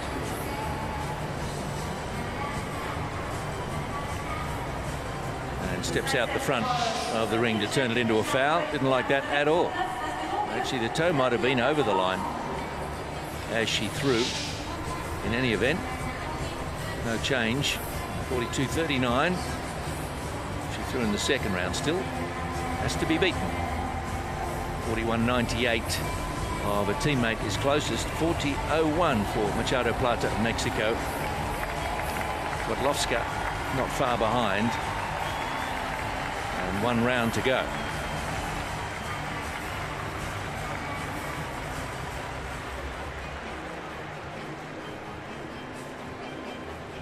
Il est temps de tourner votre regard vers le départ du 100 mètres pour la présentation des séries du 100 mètres homme catégorie T13. Time for round one of the men's T13 100 meters.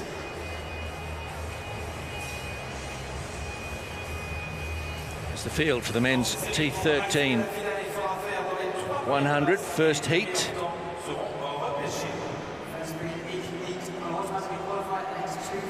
From Mali comes Sambo Koulibaly.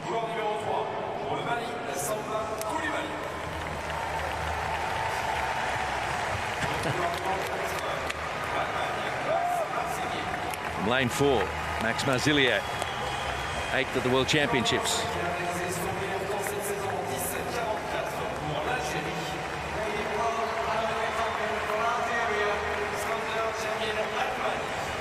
Atmani would take some catching here in the center of the field in lane 5. 3rd in Rio, 5th in Tokyo. Chad Perez, whose brother is here competing in paracycling.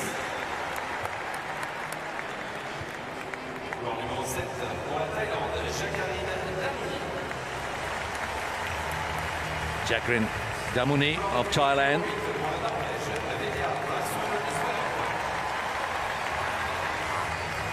Draxel Sved of Norway, the 25-year-old from Oslo. First 3 go through to the final, and the next 2 fastest. Atmani to watch in lane 5, and Perez to his right, our left, as we look at the start. Some pretty tight times here. Atmani, Perez, and Damuni. Algeria, Australia, Thailand on times. Could be fancied. Certainly Atmani in 5. Atmani got away very smoothly, but so too on the outside did Sverd of Norway. He's made a blistering start. Now Atmani is finding his stride and going away with it. Atmani, and then Koulibaly of Mali, and Perez, Australia. Oh, Atmani, hasn't he got some pace when he winds it up? An amazing start from Dragsund Sverd of Norway out in lane 8. But keeping his composure and finding his pace was Atmani. He comes through in 10.51. Perez in 10.87 and Koulibaly 10.95 with a PB. So those 3 are through. Atmani, no surprise to find him leading them home by the best part of 4/10. Sverd was 4th, Marzillier and Damuni.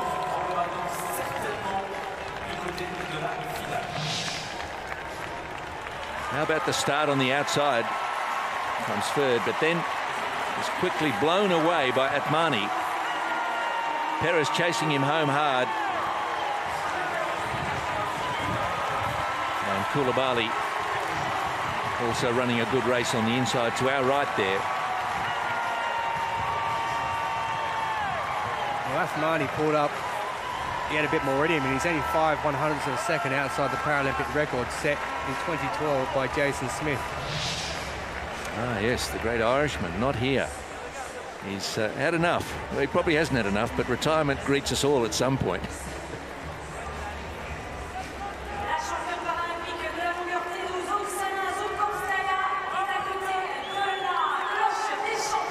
A little preview of what's to come, perhaps, from Atmani. He looked the goods there.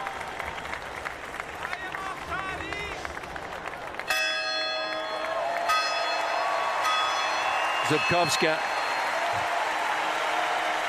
Well, if they'd had a bell every time, that would have been the 5th time she'd rung it, because she's now a 5-time Paralympic T12 long jump champion. But not every city has a Notre Dame to send their bell to. Some of us have the local church down the road.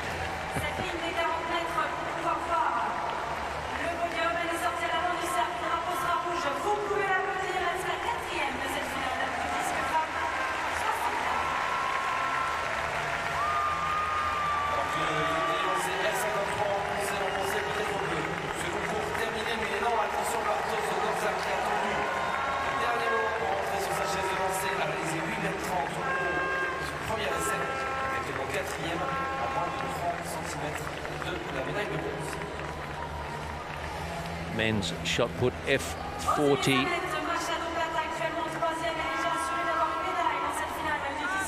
Segment of Mongolia, neutral Paralympic athlete in the field as well.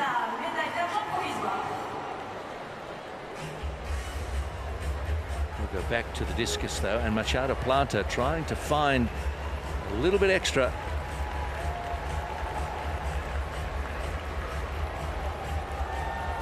Force away into the top 2.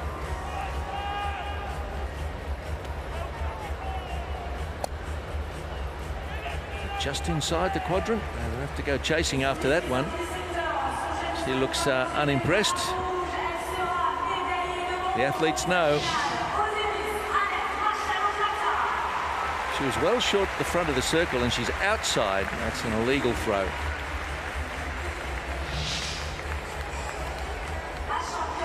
But worst she can do is 3rd. Just the 2 Chinese competitors to sort it out, 1st and 2nd. Machado Planta, the bronze. Now, Yao.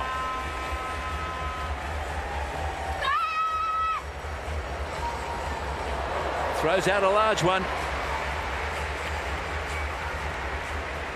The one senses she's about to pass the baton to Yang Yue. Unless that's better than 42.39.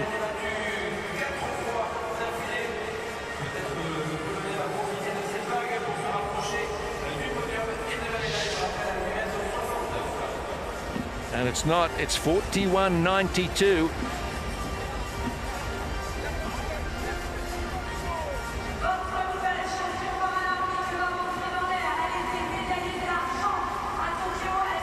And so it's quite a story. Yao Juan, who won Tokyo and Rio, also won Javelin in Sydney and Beijing, now has to step aside on the podium for this woman, Yang Yue, 2nd in Tokyo, Rio and Beijing,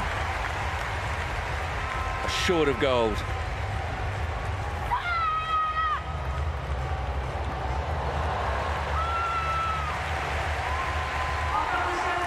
And an enormous sense of pride and relief.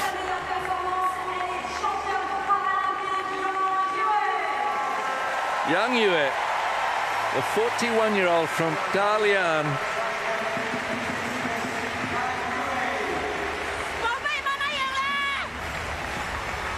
A near lifetime of patience sitting behind Yao Juan.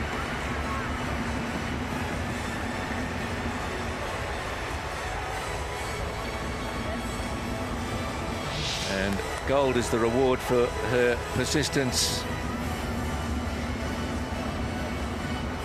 First time in 18 years she's tasted gold. 2006 back in Assen in the Netherlands in the World Championship. And it's been silver and bronze all the way through since then. Persistence paying off. Look at the tears there from the family members, the coaching staff.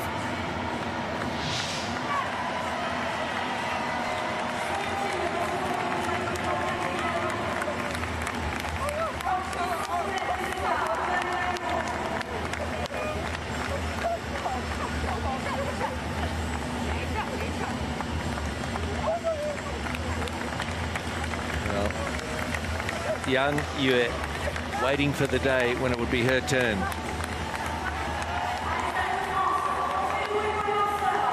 And Yao there to congratulate her, as you'd expect, but it's always great to see.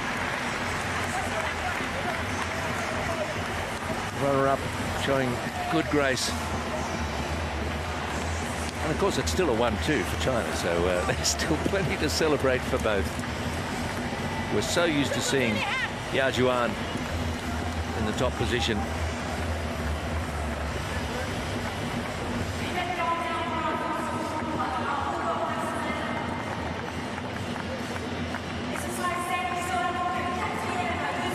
Young Yue at 41, Yao Juan at 40, from Dalian and Wu Shi respectively.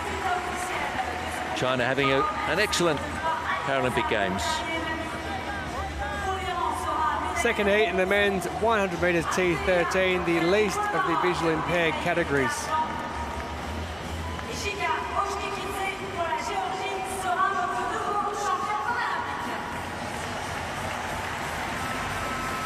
Now this sees Salam Kashafali of Norway, the T12 world and Paralympic record holder, before he was reclassified into T13.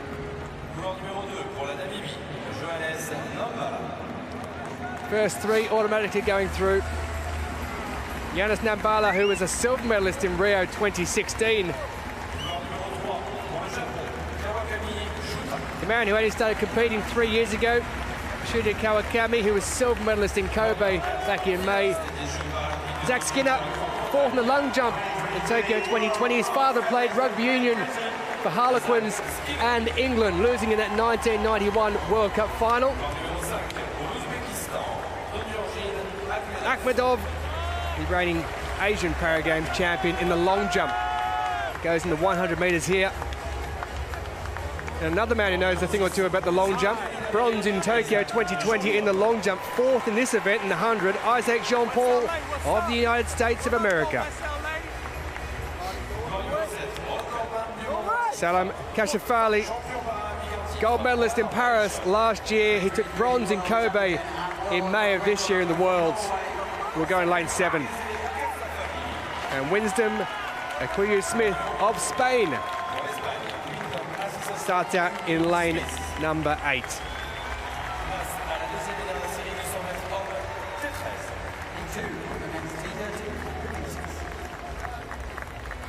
.11.46 is the time to beat for those who don't automatically go through in the top 3.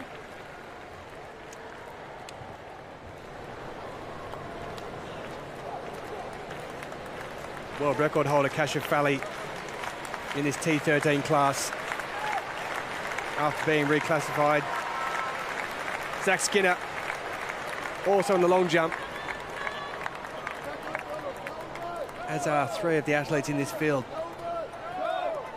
doubling up in the 100 metres.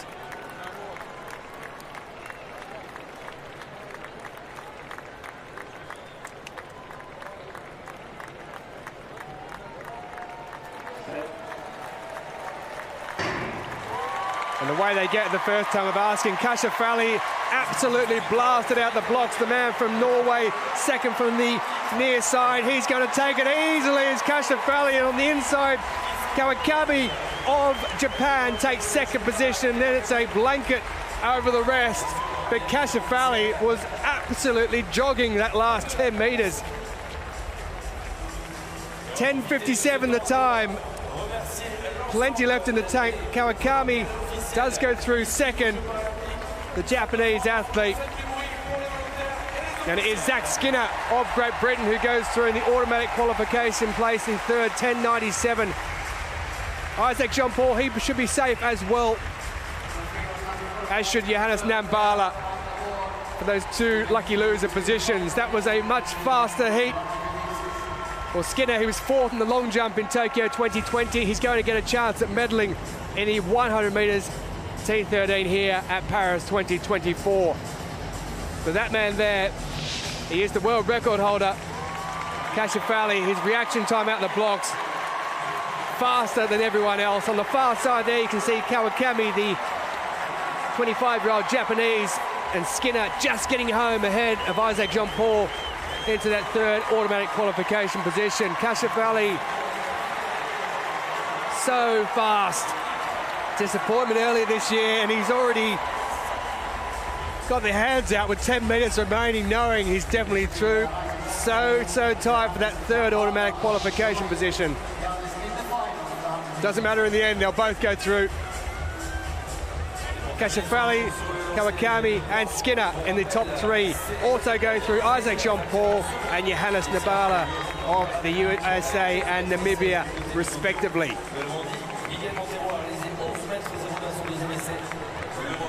So Athmani, the reigning Paralympic champion, 10:51, will be looking for that Paralympic gold and the record, no doubt. And Nambala scraping in the bottom in 11:10. What a final we have to look forward to in the men's 100 metres T13.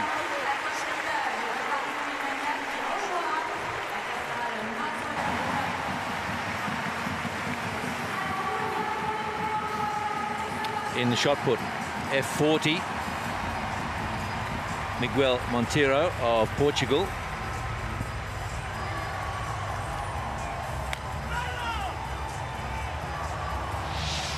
.11.02 would put him into the lead.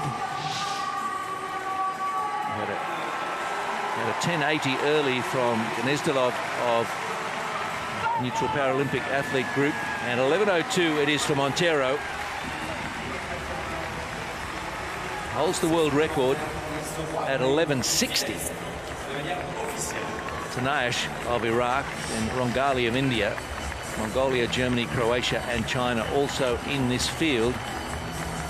Not a surprise to see Monteiro leading it. At 40 category athletes of shorter stature.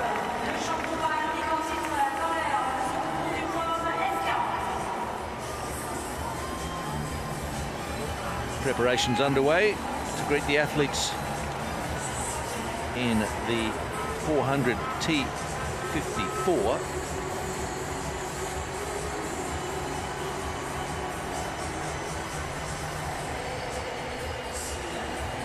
That's the first heat with Gabi on the inside with a personal best of 43.46. Makes him the eye-catching athlete on times. But we've got Daniel Romanchuk and Hung Nhua of USA and Thailand in the outer lanes. Should be able to put some pressure on Gabi.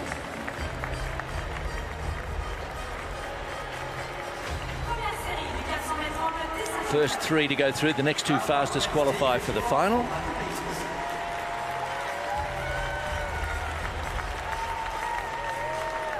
Tunisia, China, Thailand, Eritrea, Australia, USA and Great Britain represented. Two for Thailand. Putaret Kongrak is in lane 4 and Paying Nhua in 8.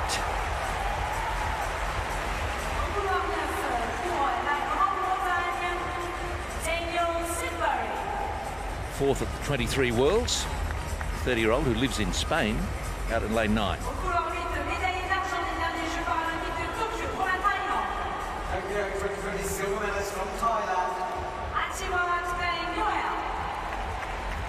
Thai's so good over these distances in the wheelchair events.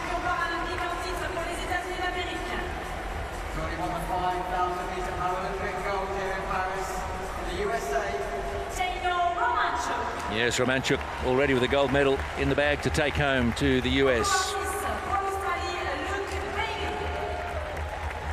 14th in Tokyo. Luke Bailey. That was in the 100.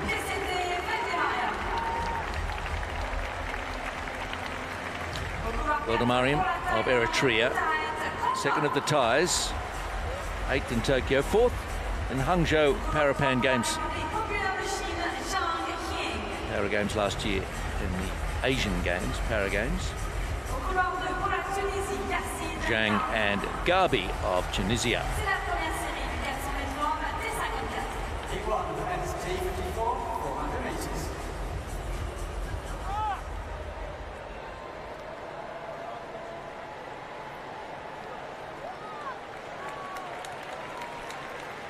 Just about ready then for a start. Men's 400 first heat T54.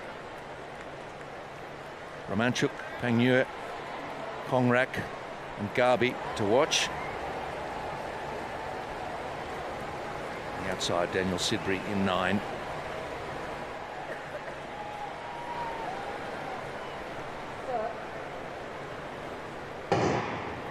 Gabi gets away pretty well in lane 2. Next to him, Zhang, then Kongrak, then Weldemariam of Eritrea, Bailey of Australia, who's made a very good start. In fact, the athletes in lane 6, 7 and 8 have all got away well. Romanchuk and Pangnue. And Pangnue of Thailand leads them down the back straight. Romanchuk on his inside. Sidbury out in lane 9 might be struggling a little bit. Let's see what the athletes on the inside can do as Gabi comes around in lane 2 pretty quickly. Starting to haul them in from lane 2 is the Tunisian. But out wide, it's still Romanchuk and Pangnue, and they're going to have it between them. Romanchuk just in front of Pangnue, coming down fast on the inside. It is Gabi who'll get 3rd, but Romanchuk coasts across the line ahead of Pangnue, then Gabi, then perhaps Kongrak and Weldemariam of Eritrea. But Romanchuk just took control of that race, and a 45.18 is pretty quick. Then Pangnue, then Gabi in 46.23, so they have qualified. Bit of a gap then, 1.2 seconds back to Zhang Ying. So outside the first 3, the hopeful qualifiers might be struggling. Let's see, we've got another heat to come. Just 8 in the second. Luke Bailey in 48.11, Sidbury 48.05. Weldemariam struggling there in 1:13.04. I called him a bit earlier than he was. Apologies for that.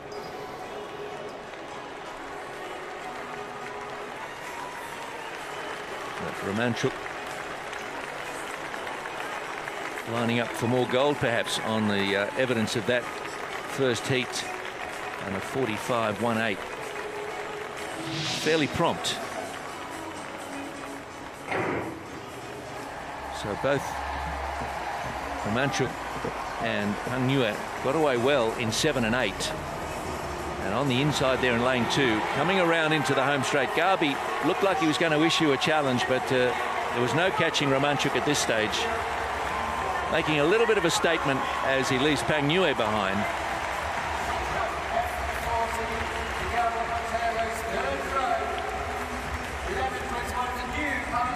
Quite a gap between 3rd and the 2 coming in 4th and 5th, Zhang and Kongrak. Romanchuk, Pangnue and Gabi do qualify.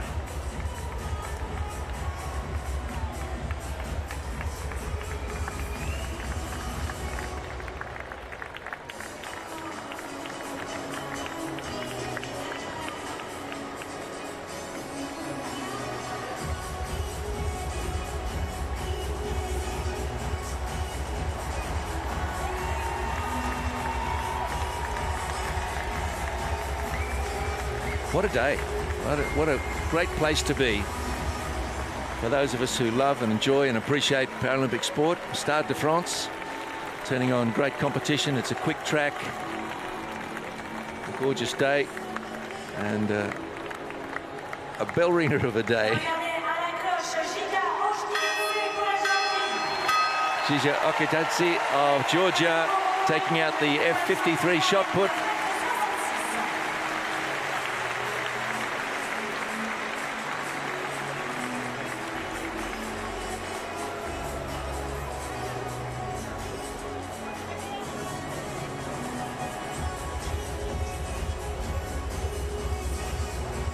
Men's 400 metres T54, the second heat. Daniel Romanchuk, the reigning champion,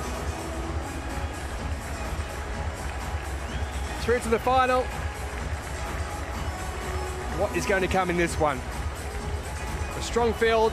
Hu Yang, the twice world champion, goes in lane 3.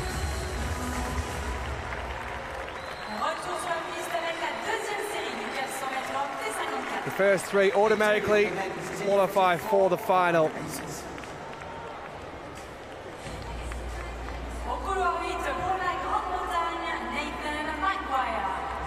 Nathan Maguire, the partner of Hannah Cockcroft, also the T54 category, goes in lane 8 of Great Britain.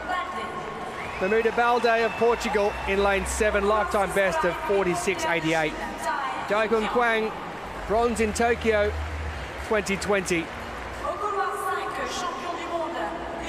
Faisal Arajihi, bronze here in the 5,000 metres already at these championships. Man from Kuwait in lane 5. Pan American Games champion from Mexico, Juan Pablo Cervantes Garcia. Reigning world champion Hu Yang of the People's Republic of China goes in lane 3. And Pivotphong Seonglam of Thailand in lane 2.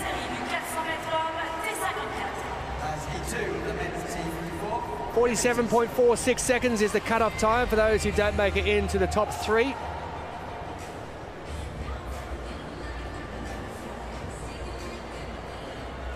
Men's 400 metres T54, second heat.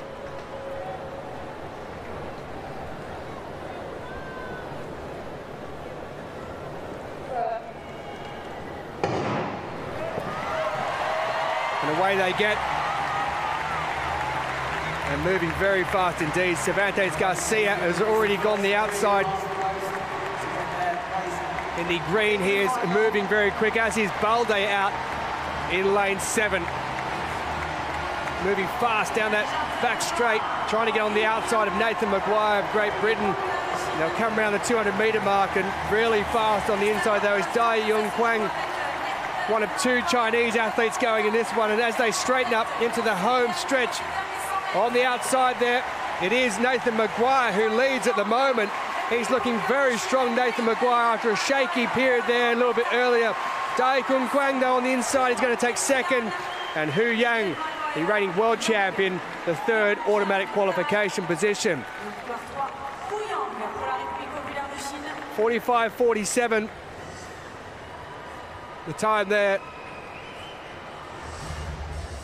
Lifetime best for Nathan Maguire, also a lifetime best for Dai of China in 45.52. And Hu Yang picks up the 3rd position, but Nathan Maguire, well, Hannah Cockcroft, his partner, knows all about winning gold medals. This man has a chance to do it in the final. Nathan Maguire through to it, qualifying first.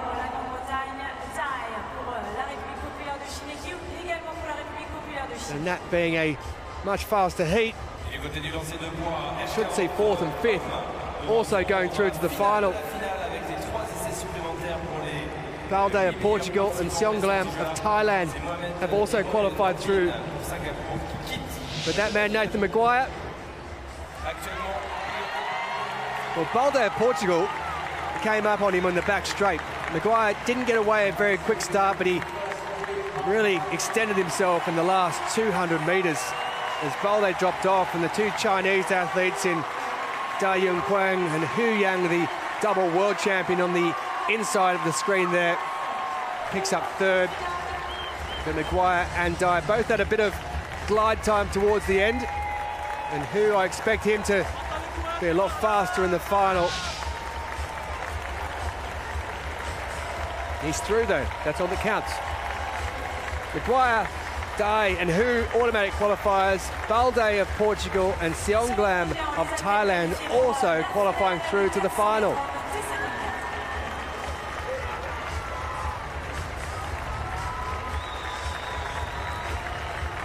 And here is the field. Daniel Romanchuk, who's looking for consecutive Paralympic titles in the 400 goes through fastest. He's already won 5,000 metres gold here at these championships and Paralympics in Paris 2024. So Monteiro looking to dominate the shot put F40. The Portuguese world record holder.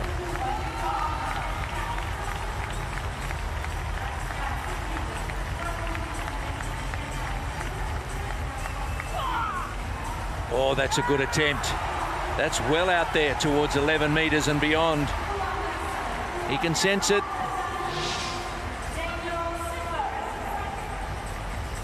Bronze in Tokyo, 5th in Rio.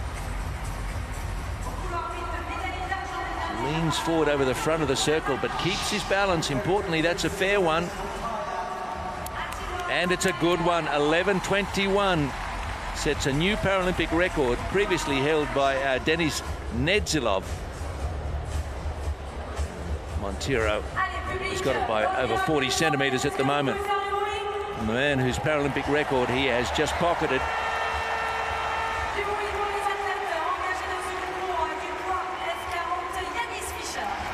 Janis Fischer of Germany now, as we look at some 4th round action from the F40 shot put final.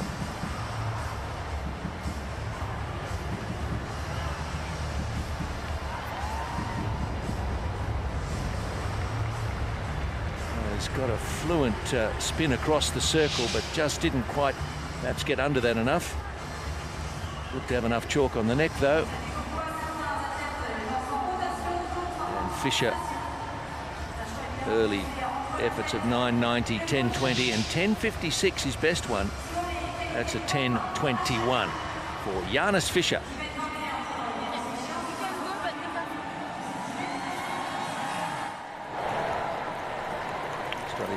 Fans in the crowd. Not so far to come to France from Germany and support their man. He's from Stuttgart.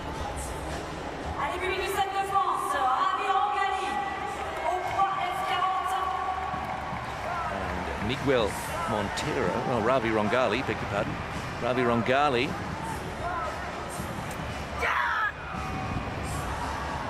At a 10:63, his best in the 3rd round. Just needs to find a little bit more to get amongst the medals, but that's a foul.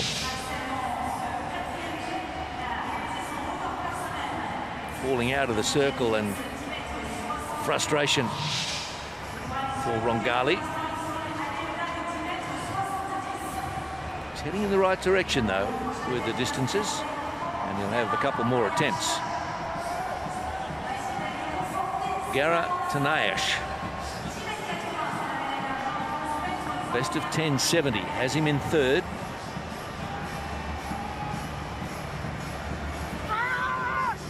Can throw over 11. That might be threatening his best of 10:70 so far. He looks neither this way or that about the effort. How far past 10 metres is it? Not really that pleased. 10:62. Once more.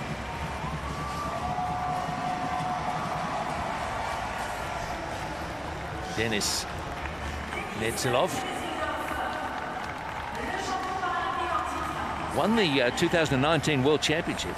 Has a best of 11:57. If you could find that, he'd be in front.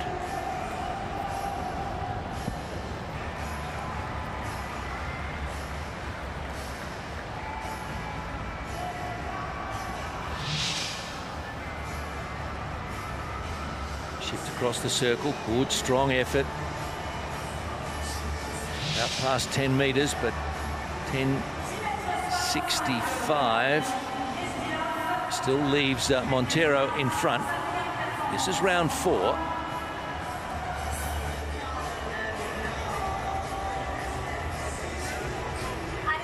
Monteiro, I just wonder if he's passing in this 4th round because he's still in front. Doesn't need to throw right now if he doesn't want to.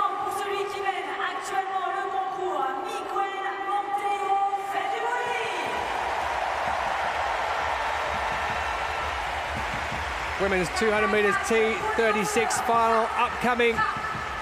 Medium coordination impairment category.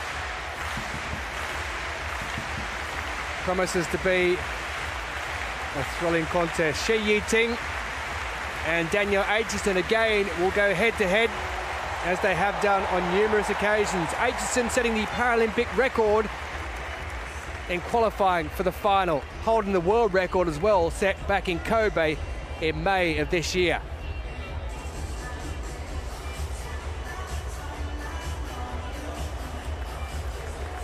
Finale du 200 mètres femmes T36. It's time for the final of the women's T36 200 metres.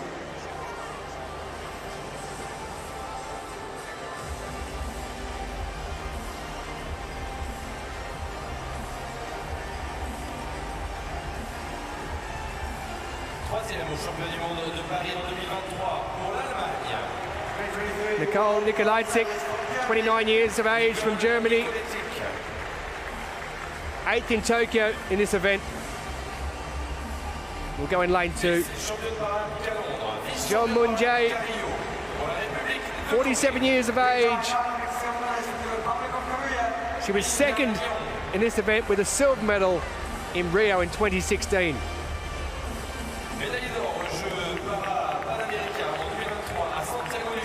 Rotella, 4th in Paris last year, just outside the medals. She's the reigning Pan American Games champion in this. Veronica Hippolito in 3 events here. She won silver in the 100 metres in Rio in 2016 at her home games.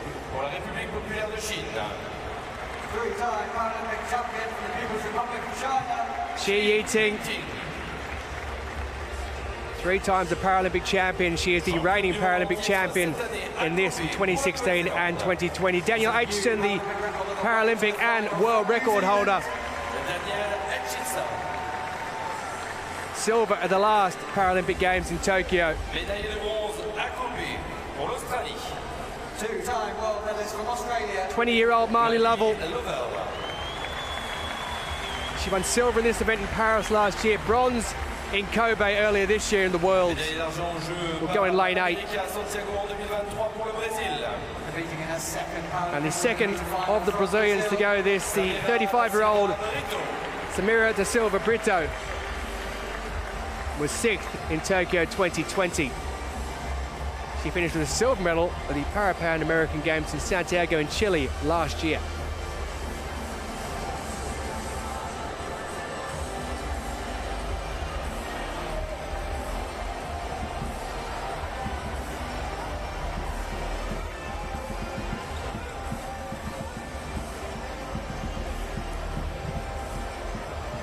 Danielle Aitchison, the world and Paralympic record holder. She set that Paralympic record in qualifying. Did a 23-year-old. She's the reigning world champion, looking to become the Paralympic champion as well. Da Silva Brito will go in lane 9. Lovell of Australia will go in lane 8, the 20-year-old youngster. Aitchison in 7 from New Zealand. Shi Yiting in lane 6, the reigning Paralympic champion. Hippolito of Brazil in lane 5. Rotella in lane 4. John Moon-jae in 3. And Nikolaitzik of Germany will go in lane 2. Line up for women's T36 200 metre final.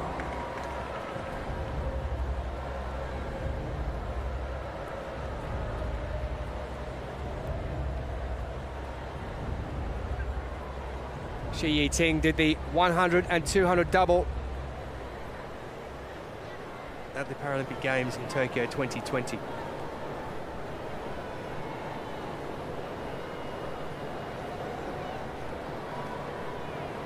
She's won gold, has Shi Yiting, at the past 2 Paralympic Games.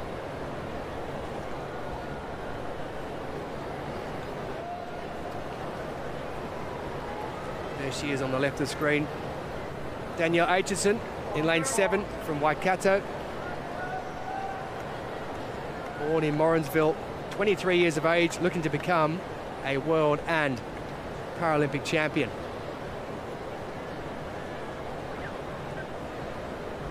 Silver in Tokyo. What does Paris hold?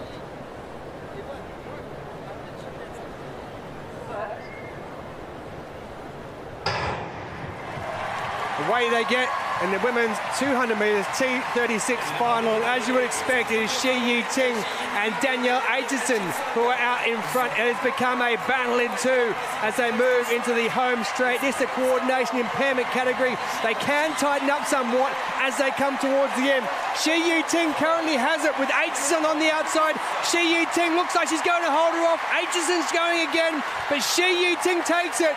She retains her title. Aitchison picks up the second position silver. It's a new Paralympic record, and Marley Lovell of Australia has just snuck home to take the bronze medal, the 20-year-old youngster. But Shi Yiting, she has done it again. She's also taken back the Paralympic record. Lovell has realised she's taken a bronze for Australia, but Aitchison, Shi Yiting, she's done it again in the final.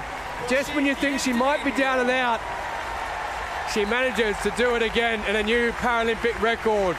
Joy for the Australian Lovell. Aitchison, wonderful sportsmanship, because she must be disappointed in herself picking up a silver again. But Shi Yiting, 27.50 seconds. New Paralympic record, just outside the world record by 3/100ths of a second. And Shi Yiting, she adds to her collection. She'll go for the double when she goes in the 100 metres. But she's taken the 200-metre title. She was beaten into second by Aitchison in Kobe, and she looks like she's struggling somewhat. Yeah, I think some of that embrace between Shi and Aitchison was that Shi Yiting was struggling to stand. Aitchison understood that. What a race between the pair. Yeah, they got away very quick. Lovell on the outside as well, but she just couldn't stay with them. And you see in this category that the athletes start to tighten up somewhat as they come towards the end. Shi Yiting, you can see the grit on the face there, really trying to get through. I thought at this stage Aitchison may well have her, but Shi Yiting just held her position. And Aitchison, despite doing all she could, couldn't get there. Lovell just home in third position, but Shi Yiting, she's the Asian Para Games champion. She's the world champion numerous times over.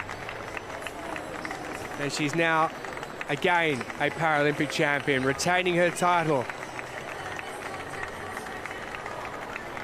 You see the pain on the face of both athletes there as they come towards the end. 200 metres might not seem like a lot, but you're running at speed, the lactic acid, the muscles start to burn.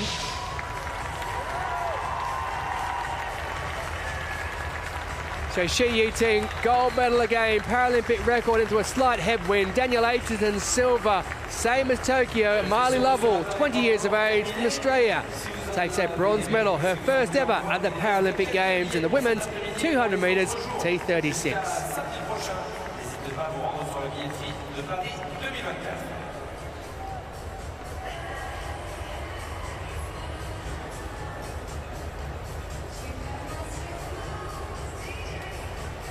Côté du lancer du poids, Stade de France pour le record paralympique en titre, actuellement leader du concours. Faites du bruit pour Miguel Montero.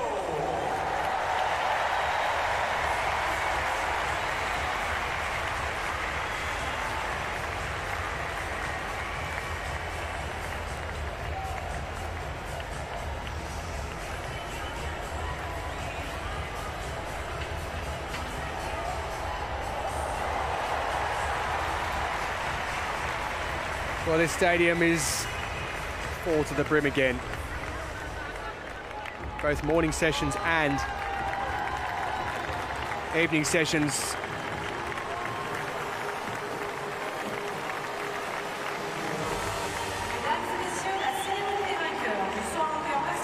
Men's long jump T63. What an event this was. Netherlands, gold and bronze. Silver went to Denmark. Veuillez accueillir les médaillés. Please welcome the medalists. Joel de Jong took gold in a quite magnificent event with the Paralympic record being broken no less than 4 times. Les médailles sont remises par The medals will be presented by Monsieur John Peterson, membre du conseil d'administration du Comité international paralympique. governing board member of the International Paralympic Committee, Accompagné par accompanied by Monsieur Oliver Jacobi, directeur général d'Autobloc. Chief Executive and Chief Sales Officer of Autoblock.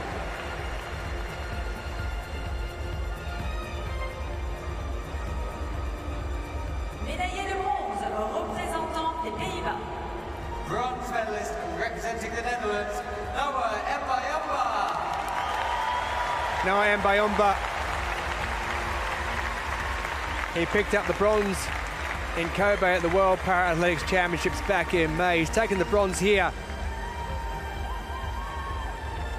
But it was a new lifetime best with his second attempt at 7:01. He had 3 fouls throughout, but his second one was what did it for him. And he held off Leon Schaefer, who's the 3-time world champion, who didn't even get onto the podium.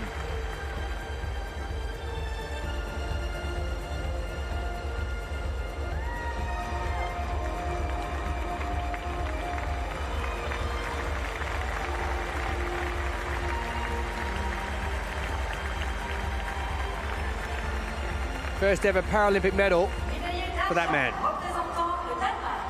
Silver medalist representing Denmark, Daniel Wagner. Daniel Wagner, with his opening attempt, broke the Paralympic record, 7:39. It ended up becoming a lifetime best for the 31-year-old. He'll also compete here over 100 metres. He took the bronze medal in Tokyo 2020. He's improved one here. He also won bronze in Rio and London before that, so 3 times a bronze medalist at the Paralympic Games, and now he's a silver medalist as well. Won the World Championships back in 2017 in London. Quite the collection for the man from Denmark.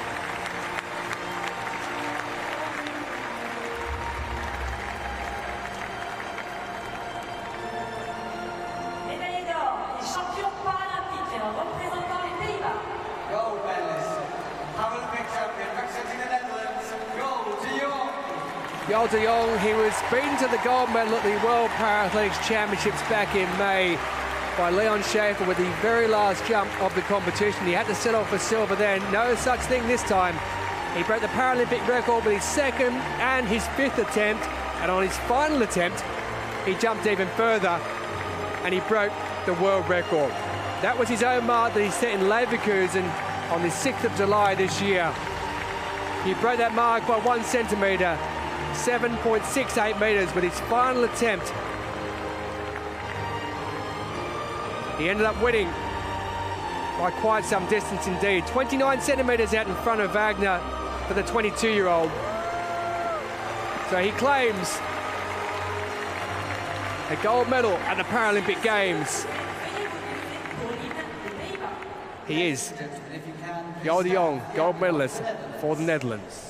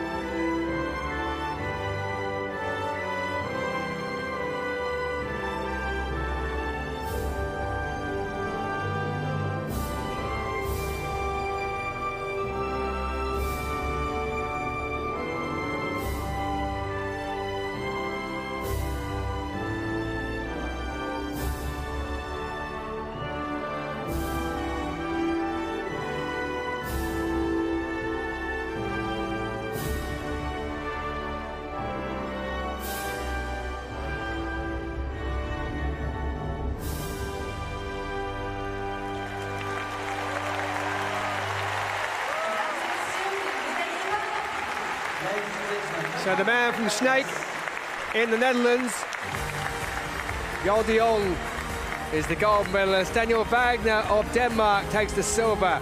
And Noah Umbayamba adds to his bronze medal in the World Paralympics Championships by taking a bronze at the Paralympic Games. World record, though, for Jong.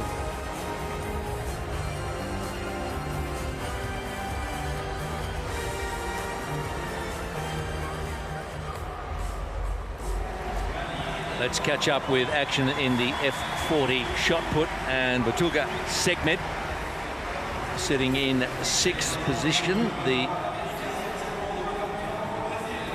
Mongolian. Well, he's pumped that out past 10 meters. Previous best of 9.74. Well, this is the stage to do it on. He's not in a medal position at the moment, but what about after they measure this one?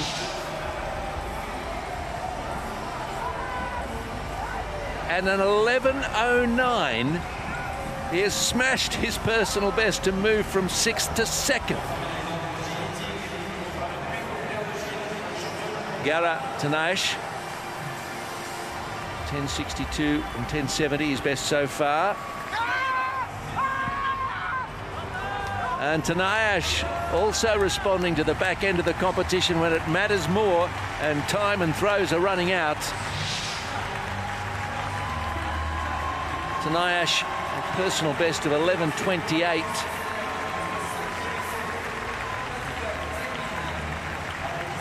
Been struggling to get to 11 meters until now, and he's pretty close. Perhaps up into the medals. And push Kanetsilov of the NPA out of the top 3, and he does that. 11.03. Yara Tanayash of Iraq with a round to go, but it is Montero still. What a throw from Segmed of Mongolia and Tanayash. So it's Portugal, Mongolia and Iraq.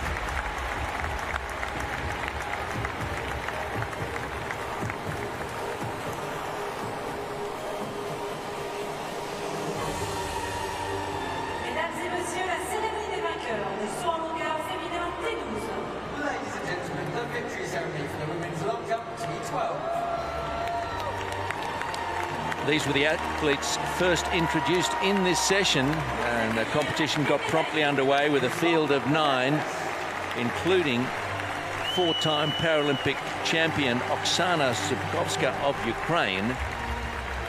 Would she be the one to beat again? Well, yes, she was, but there was a fine competition happening behind her.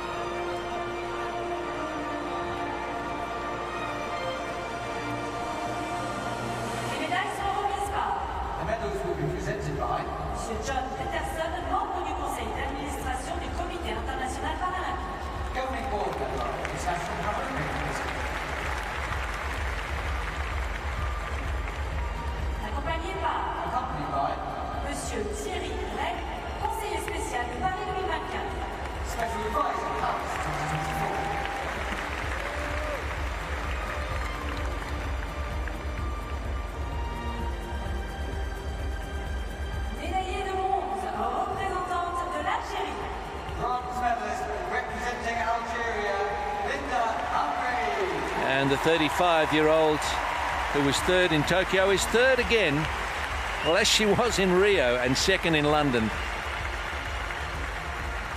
Trying to beat Oksana Zubkovska, one tough task indeed, but Linda Humry keeps putting herself in contention, and did that early with a 5.28 and then a 5.30, which was her best jump of the competition. Jumping into bronze.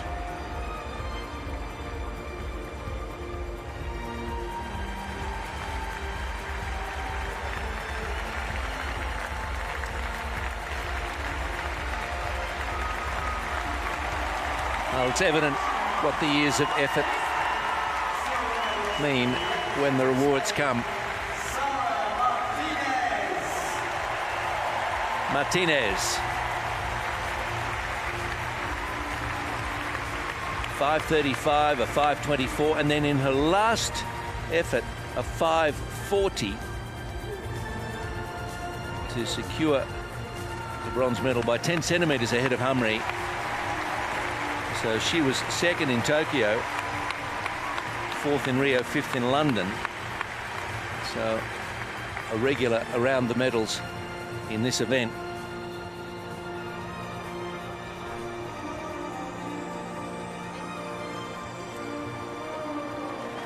So the bronze medalist from Tokyo got bronze, the silver medalist from Tokyo got silver, and the story would continue for gold.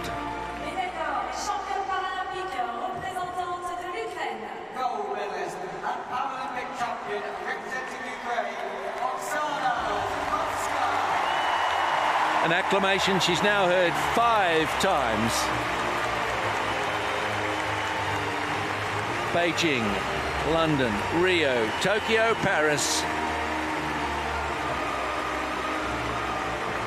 She's jumped around the world for gold again and again, and a 5-time world champion. Oksana Zukovska reigns supreme in Paris.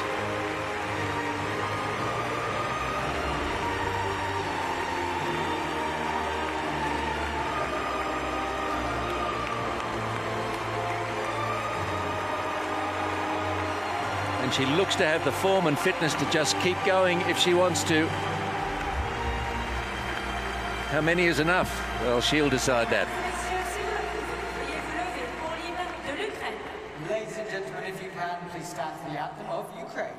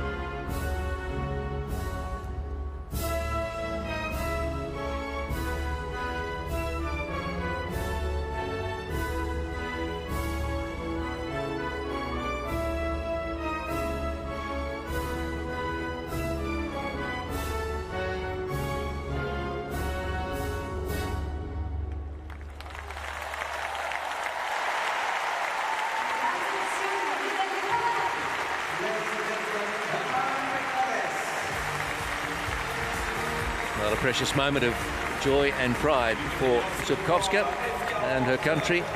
Martinez, the great silver medal, and Humry, the bronze. Zukovska, though, remains too good in the T12 long jump.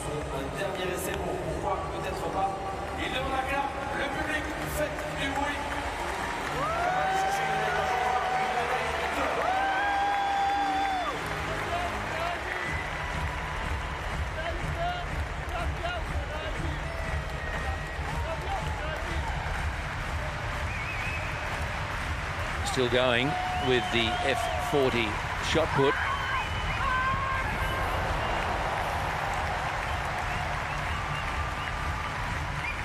Tanayash, Segment and Montero fighting it out. Tanayash moved himself up into bronze medal position in round 5 with an 11:03.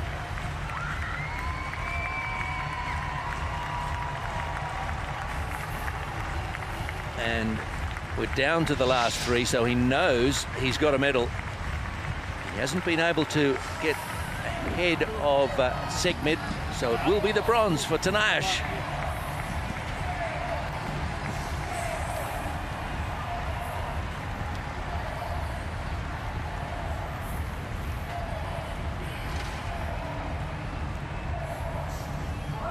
Segmed invited into the circle for the last time In the 5th round, he produced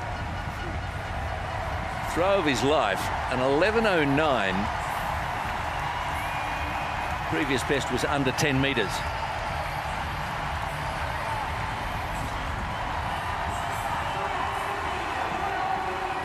Who knows where he found it from, but he did. And he moved from out of contention into silver medal position, Segmed.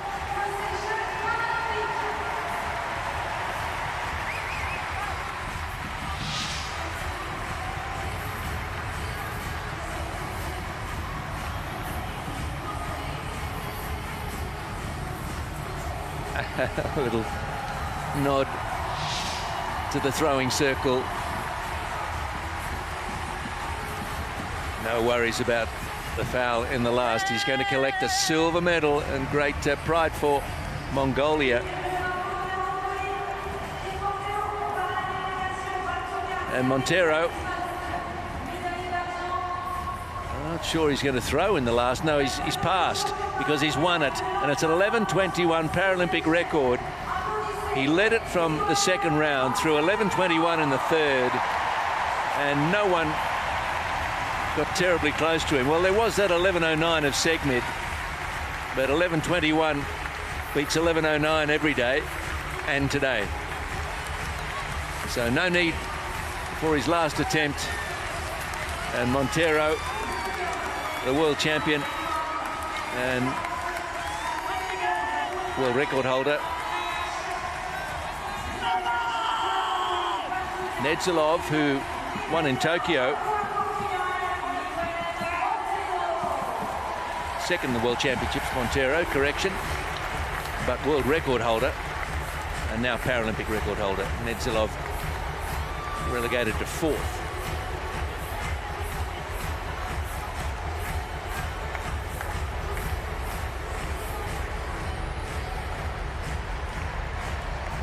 Men's 400 metres T53, first heat of 2.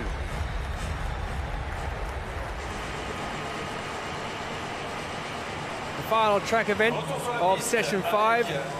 In the opening heat, Ryo Pongsakorn, the reigning Paralympic champion and the world record and Paralympic record holder, will go in lane 7.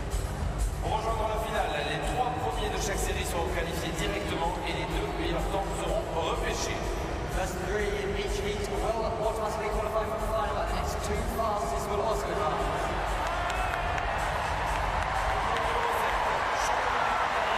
Ryo set that Paralympic record, winning gold at Tokyo 2020. The world record he set when he claimed gold in Paris last year at the World Para-Athletics Championships. Pierre Fairbank, he's been competing since Sydney in 2000. Listen to that roar. He's the current world champion. He first won it in Lille in 2002.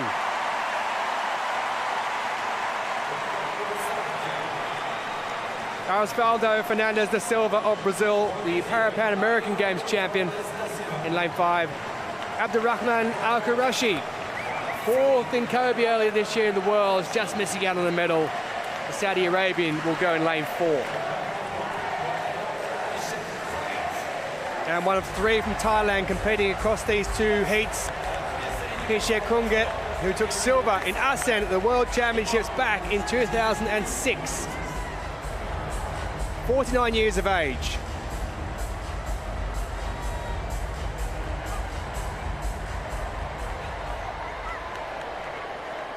One complete circuit, 400 metres, men's T53, opening heat of 2. If Pierre Fairbank gets anywhere near victory in this, I'll stop talking and you can listen to him and them.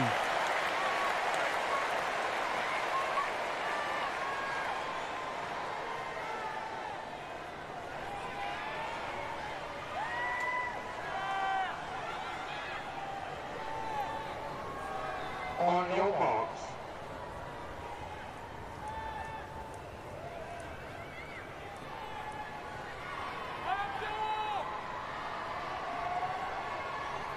Set. So away they go, and Fairbank in a distinctive blue helmet. 2 lanes in from the outside, has got away well, but 2 lanes inside him. Al-Qurashi is absolutely flying. It is the first 3 who automatically qualify through to the final, and then after that we'll be looking at the next 2 fastest across those 2 heats. Pongsakorn Payo, the reigning Paralympic champion, to your left of screen there in the red, holds the lead at present. They'll straighten up into the final 100 metres, and Pongsakorn Payo is doing it pretty easy indeed. The man from Thailand looking very good out in front.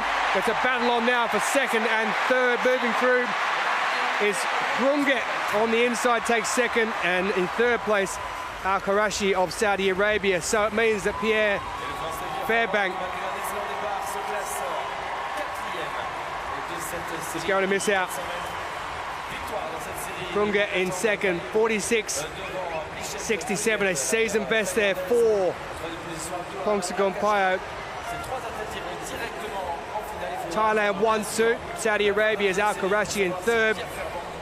The 49.10 for Pierre Fairbank, the reigning world champion. It's a season best for him, but he's going to have to now sit and wait for the second heat to see if he does qualify as one of those lucky losers through to the final. He'll be in the hot seat for the time being, both him and Fernandez da Silva.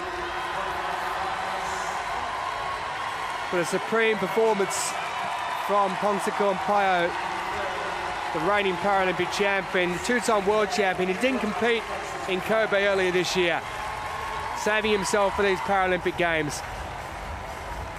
Al-Qurashi qualifies with a lifetime best for him. But a blistering start from Al-Qurashi. He went up on Fernandez da Silva. But on the outside, Pongsakorn Payo of Thailand, 27 years of age. Experienced campaigner already. Thailand so strong in wheelchair racing. It's the second strongest of the wheelchair categories, the T53. But when they got around to about 150 metres to go, there was no doubt Pongsakorn Payo was going to be the man to win this opening heat. Season best 46.67. Thailand 1-2 with Krunget taking the second position, and Abdul Rahman Al-Qurashi a lifetime best 48.96. Pierre Fairbank and da Silva have to wait to see if they do go through.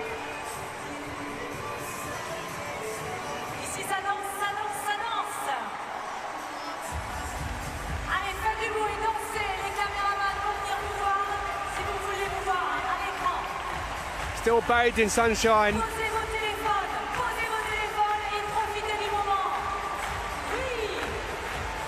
And we have another spectacular heat to come to round out the morning session. Session 5 of the para-athletics here at the Paralympic Games in Paris 2024.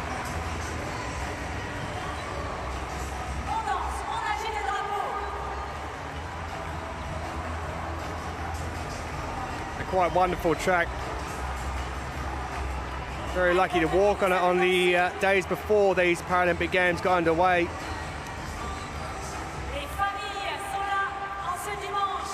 I can tell you one thing though, I won't be winning any gold medals, silver or bronze. Second heat ready to go. Men's 400 metres T53. We could give you an honourable mention for commentary, Tolson. Thank you very much, Steve. I appreciate that. So 5 to go in this one in the second, as there was in the first. Brian Seaman, who came out of his chair at the end of the 5,000 metres when he was clipped accidentally, goes in this. Brent Lakatos, the great Canadian campaigner at 44 years of age, still going strong. Steph Reed, his wife, a former world champion in the long jump.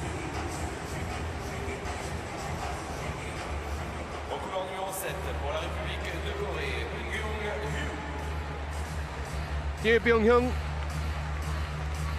who won silver in Kobe earlier this year. He won bronze back in 2011 in Christchurch in 7. Khalifi of Tunisia, bronze medalist in the recent Worlds, goes in lane 6. Masburi Arce of Thailand, 4th at the Asian Para Games last year. And there he is, Brent Lakatos. He's won silver in London 2012, Rio 2016, and also in Tokyo 2020. He'll look to go one better. He's a double world champion in 2013 and 17. He goes in lane 4, and Brian Seaman, bronze medalist last year in Paris in this event, the 34-year-old. He won 4th in Paris, just missing out on a medal by the barest of margins there. Disappointment in the 5,000, perhaps, when it looked like he was going to come down the inside and maybe take a medal. He is good to go, though, in the opening round of the men's 400 metres T53. Lakatos, the man to look out for. 46.22, Lakatos, his lifetime best.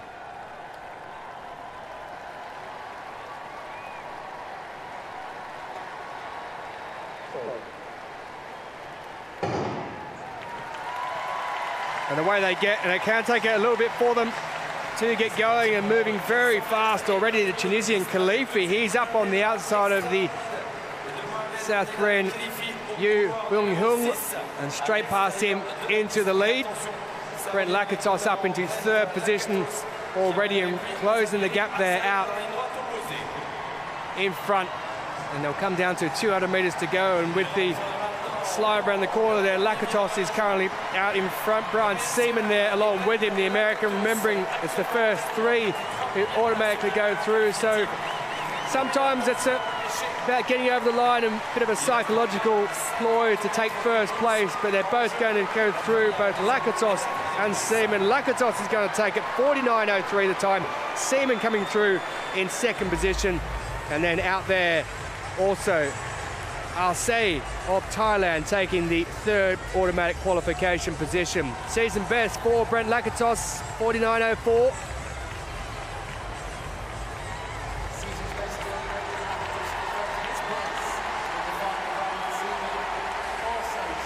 Softly spoken character, does all his talking on the track, and he's through to the final. Brian Seaman, 49.16, and Arce of Thailand, 51.03. For him, making sure that Thailand have 3 in the final.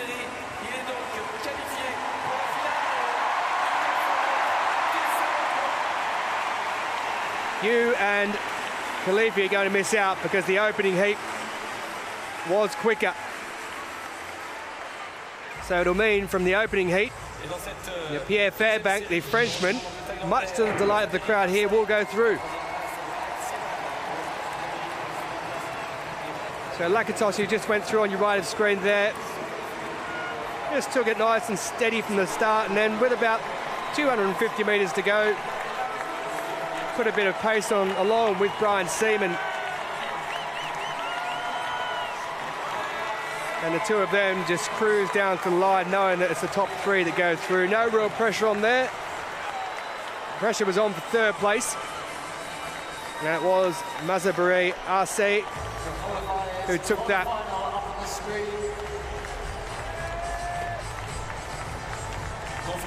And made sure of automatic qualification.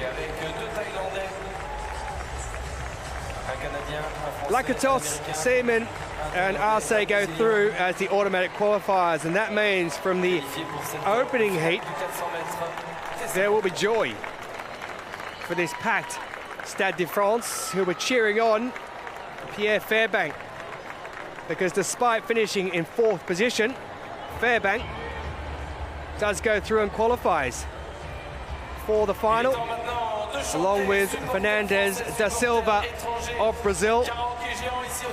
Men's 400 metres T53, that is your final lineup. Ponce Compao, the reigning Paralympic champion, at the top of the pile with 46.67 there.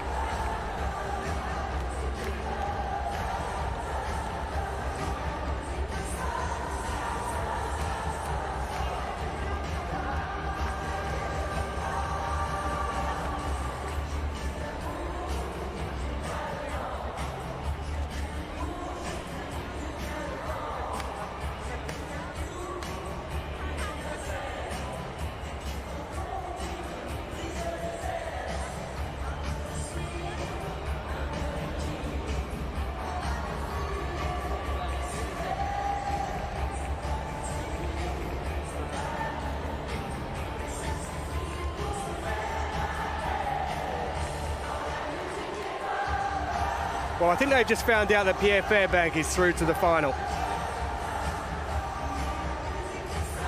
Happy French crowd, tired youngsters. I feel like that sometimes. I know how it feels. Been a joyous occasion in this session 5, as it has been throughout every session, regardless of whether there's been a slight bit of rain or not.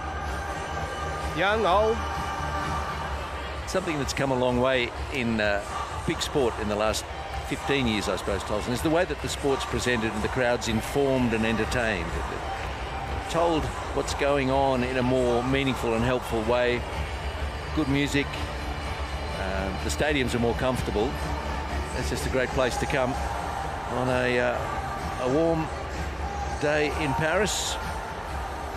And who doesn't want to be in the Stade de France, one of the great venues in Europe, or anywhere for that matter. Where I think it's fair to say we could use the word iconic for this stadium. I don't know what they've got wrong, if anything. It's a great place to be. Okay, we had the sun on our papers for 10 minutes this morning, made it a little bit difficult, but who wants to complain about that? Well, I just did. But I'll never complain about a bit of sunshine. I wasn't complaining, just making a note. But the way the ceiling or the roof is constructed, everyone gets a fair bit of shelter. Except for you in the sun. Obviously. Did make the monitor hard to see for a while, blinded by the light. I tell you, the Friege have been a great addition to these games as well, both the Olympic Friege and the Olympic Games and the Paralympic Games, the Para Friege as well. Great mascots, wonderful times. We're about to have a victory ceremony.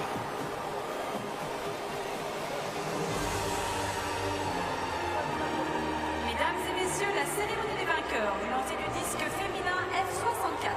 Ladies and gentlemen, the victory ceremony for the women's discus throw.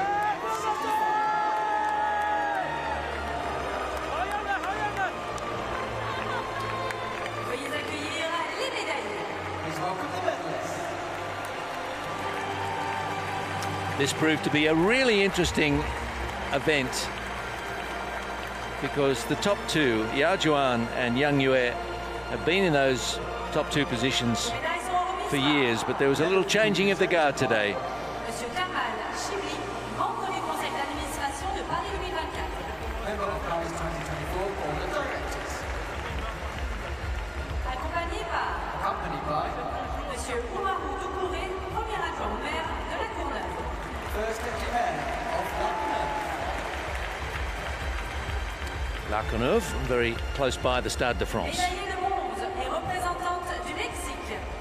bronze medalist representing Mexico, Osiris Annette Machado-Plata. Osiris Annette Machado-Plata, a 40.01 in the second round. Second at the World Championships this year and fifth last year. And at 20 years of age, can have a long time in throwing ahead of her if she stays fit and motivated.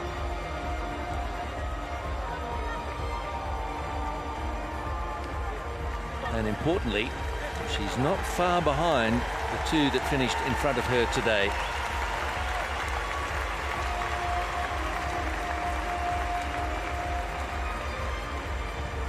Médaillée d'argent et représentante de la République populaire de Chine. Silver medalist representing the People's Republic of China, Yao Jian. So Yao has to concede. She was not quite good enough today, having won in Tokyo and Rio, having won the Javelin in Sydney and Beijing, and a 5-time gold medalist across 3 events. But just not quite as strong today as she can be. A 41.98. And she can throw 43 and 44 meters. And only do your best on the day. And it was good enough for silver. For this evergreen thrower from China, Wuxi province, the 40-year-old. Médaillée d'or et championne paralympique représentante de la République populaire de Chine. Gold medalist and Paralympic champion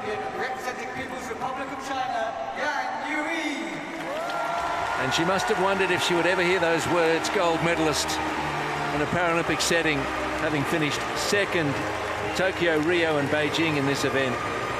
It's her turn. Yang Yue through 42.39 in the second round and held them off.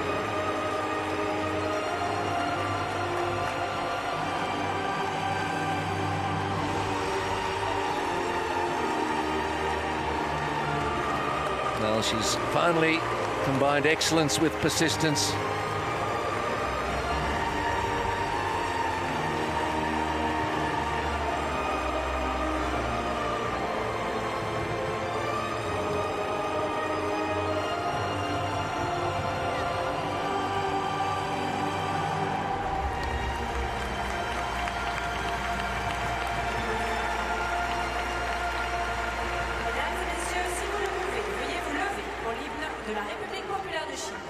Ladies and gentlemen, if you can, please stand for the anthem of the People's Republic of China.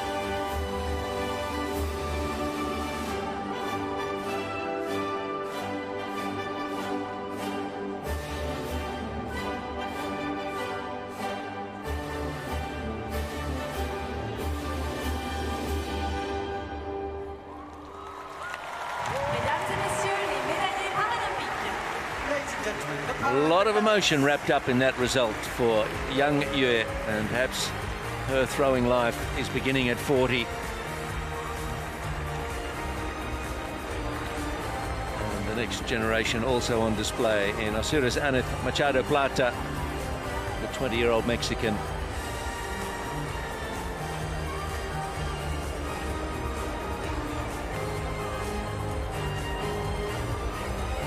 Free mascots a little harder to get because they've got the colour of the gold, silver or bronze in the chest of the mascot,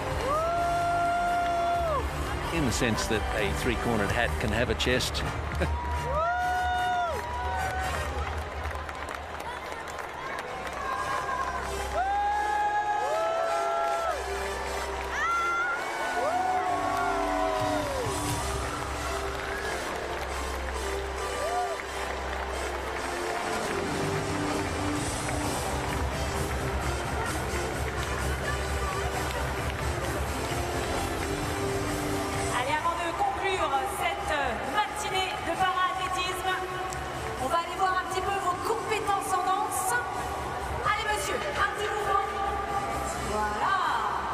Men's shot put F53 victory ceremony was supposed to be scheduled for about now, but there's some uncertainty about a definitive result, so we're just standing by.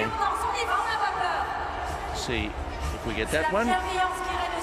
Or the men's shot put F40.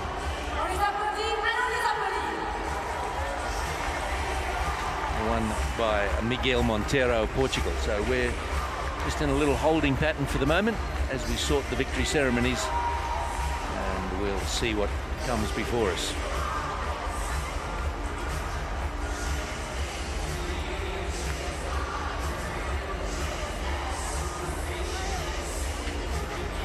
There's a couple of protests in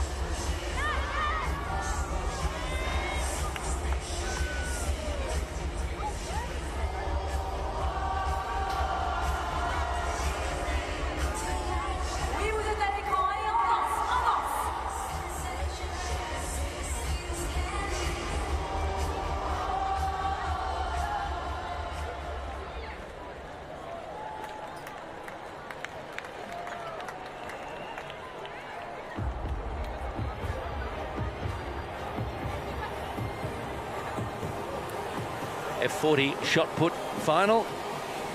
Gosh, it was another good one. With, Miguel Monteiro of Portugal, the favourite.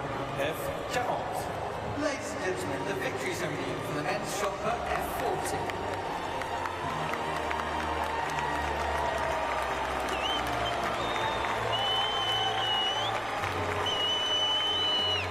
Veuillez accueillir les médaillés.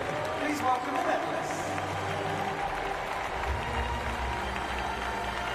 Every now and again you see a personal best that seems to come from nowhere. They're just throwing what you expect and then something extraordinary happens. Well, that happened to Batulga Segmid today, from out of the medals into second position.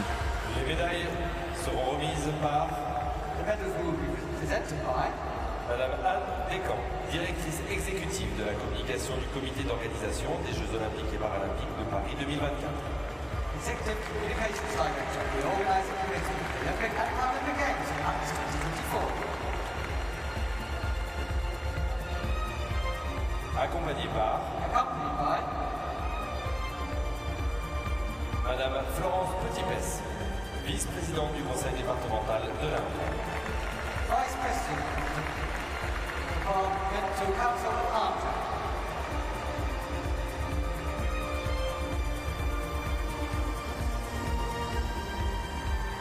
Médaillé de bronze représentant l'Irak.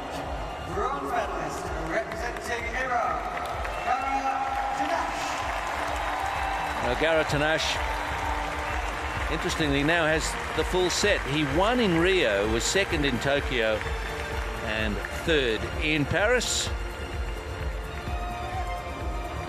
And it was an 11:03 in the fifth round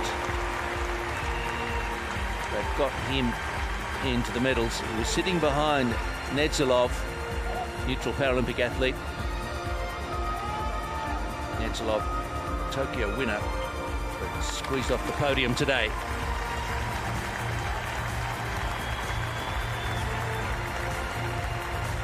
A bronze for Iraq. Médaillé d'argent représentant la Mongolie.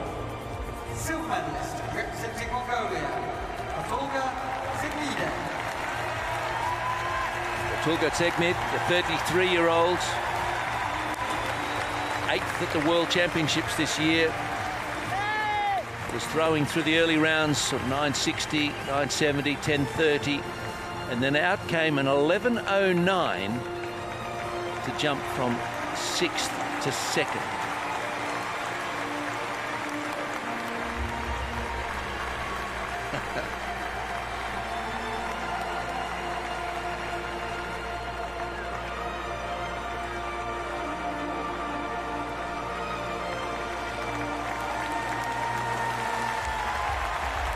He's improved his personal best by about 1.30 meters. Médaillé d'or, les champions paralympiques représentant le Portugal. Gold medalist and Paralympic champion representing Portugal, Miguel Monteiro. Well, Miguel Monteiro carried the weight of expectation into the throwing circle and just shrugged it off as if it was nothing. All four of his legal throws over 11 meters. 11:21 in the third round is what counted, and it's the new Paralympic record. He takes that honour away from Denis Nedzalov. In the end, he did not beat Segmid by all that much. It still allowed him, though, to pass in the final round because he had it won. Gold to Portugal and Miguel Monteiro. Ladies and gentlemen, if you can, please stand for the anthem of Portugal.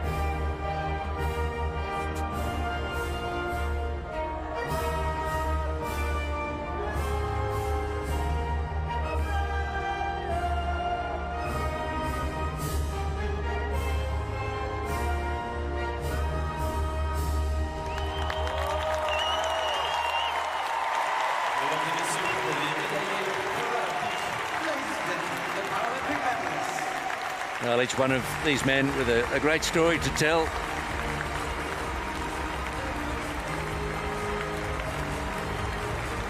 Admirable camaraderie between the three. They run into each other plenty at World Championships. And a mutual respect for all the hard work that goes into reaching the level that they've achieved here.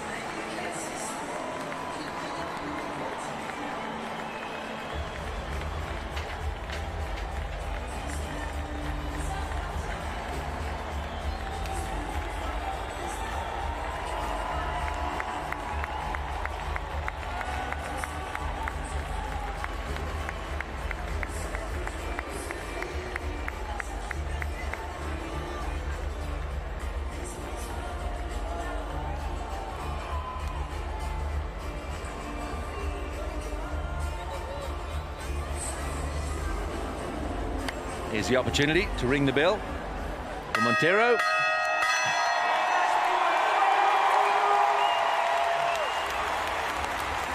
He wasn't going to miss that, even if it did come after the victory ceremony.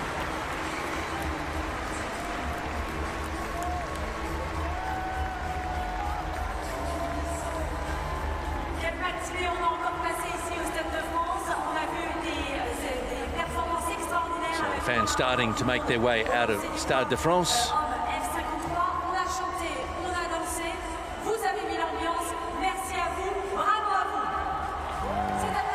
Plenty of people look like they don't really want to leave. The session is drawing to a close.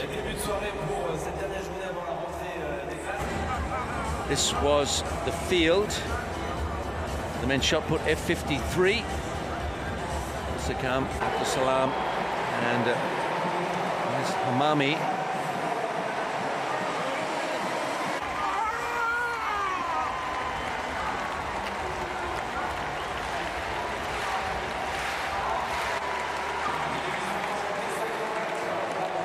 Hamami, Islamic Republic of Iran.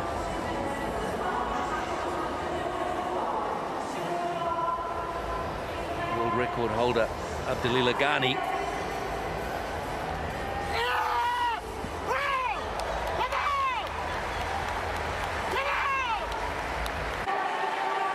Ghani with a 9:22 and a new world record in the 5th round.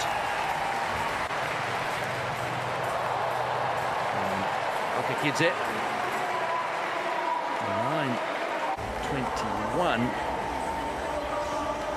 so just shy that world record set by Dilagani.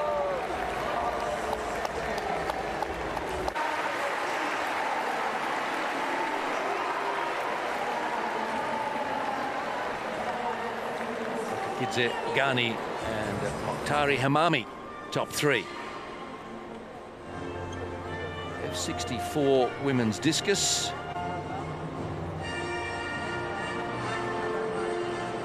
Featured the 2 really well-credentialed Chinese throwers, Yao and Yang, plus Oris Machado Plata, now the Mexican.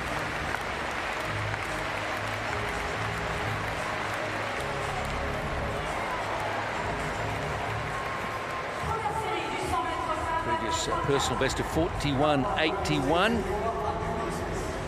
Couldn't quite get near that today, but 40.01 did put her into a potential medal position after that 2nd round effort.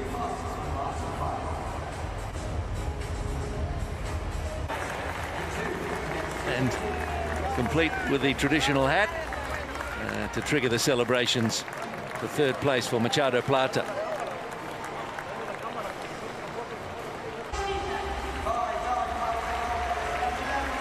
Yao Juan, defending champion in this event, won Tokyo, Rio, and was putting them out there early.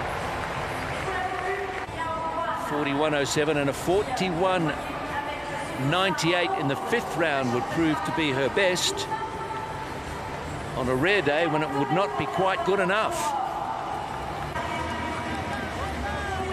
And second place it would be for Yao Juan. Except perhaps in training, this never happens. Until today, Yang Yue beating Yao Juan. Yang in the second round, putting out a 42.39. So instead of silver, as it was in Tokyo, Rio and Beijing, for Yang Yue, top spot on the podium. The 41-year-old from Dalian, People's Republic of China. Held the lead and kept it.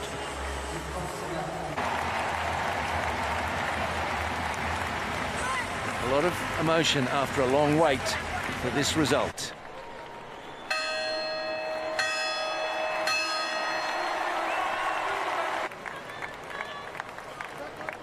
Confirming that Yang beat Yao by some 42 centimetres in a field of 12.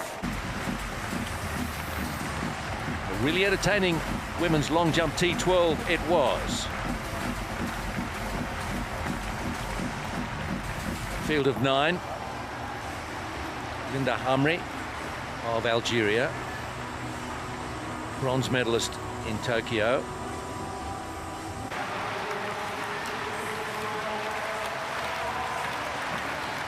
Crowd on the far side of this Stade de France, absolutely absorbed by this contest.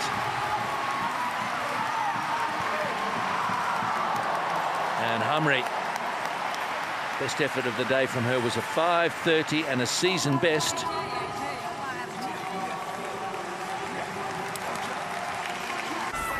So bronze again it would be for her. Now Sara Martinez, silver medalist in Tokyo. There's a certain synchronicity emerging in this event. Would she take silver for a second time? Her best jump was a 5:40 in the final round. And joy all around for Martinez, collecting a second silver medal in this event. She was 4th in Rio, 5th in London. Oksana Zubkovska, well, let's say it, she owns this event. Won the last 4 Paralympic Games T12 long jump titles. She led it from the start with jumps in the mid 560s, pulled out a 578 in the 5th round to confirm her greatness.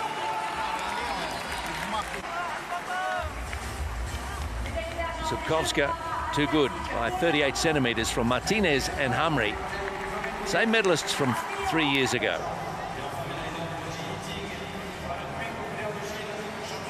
Now, and shot put.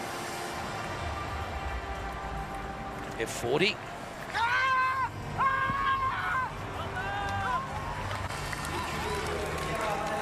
And Iraq's Gara Tanash won Iraq's second ever Paralympic gold medal in Rio. And we pick up bronze here. Now Batulga Sekmit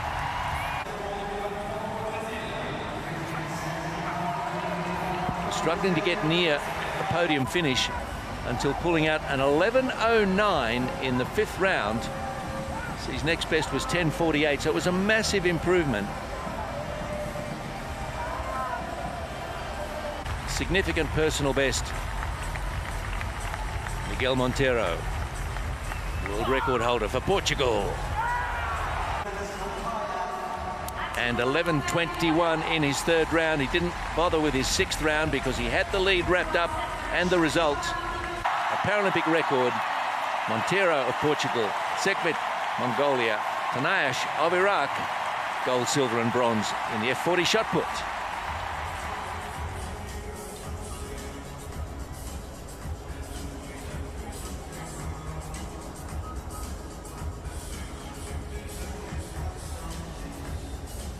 Another really entertaining session at Stade de France. So much more to come from here. The records tumble, the controversy continues, the entertainment unceasing.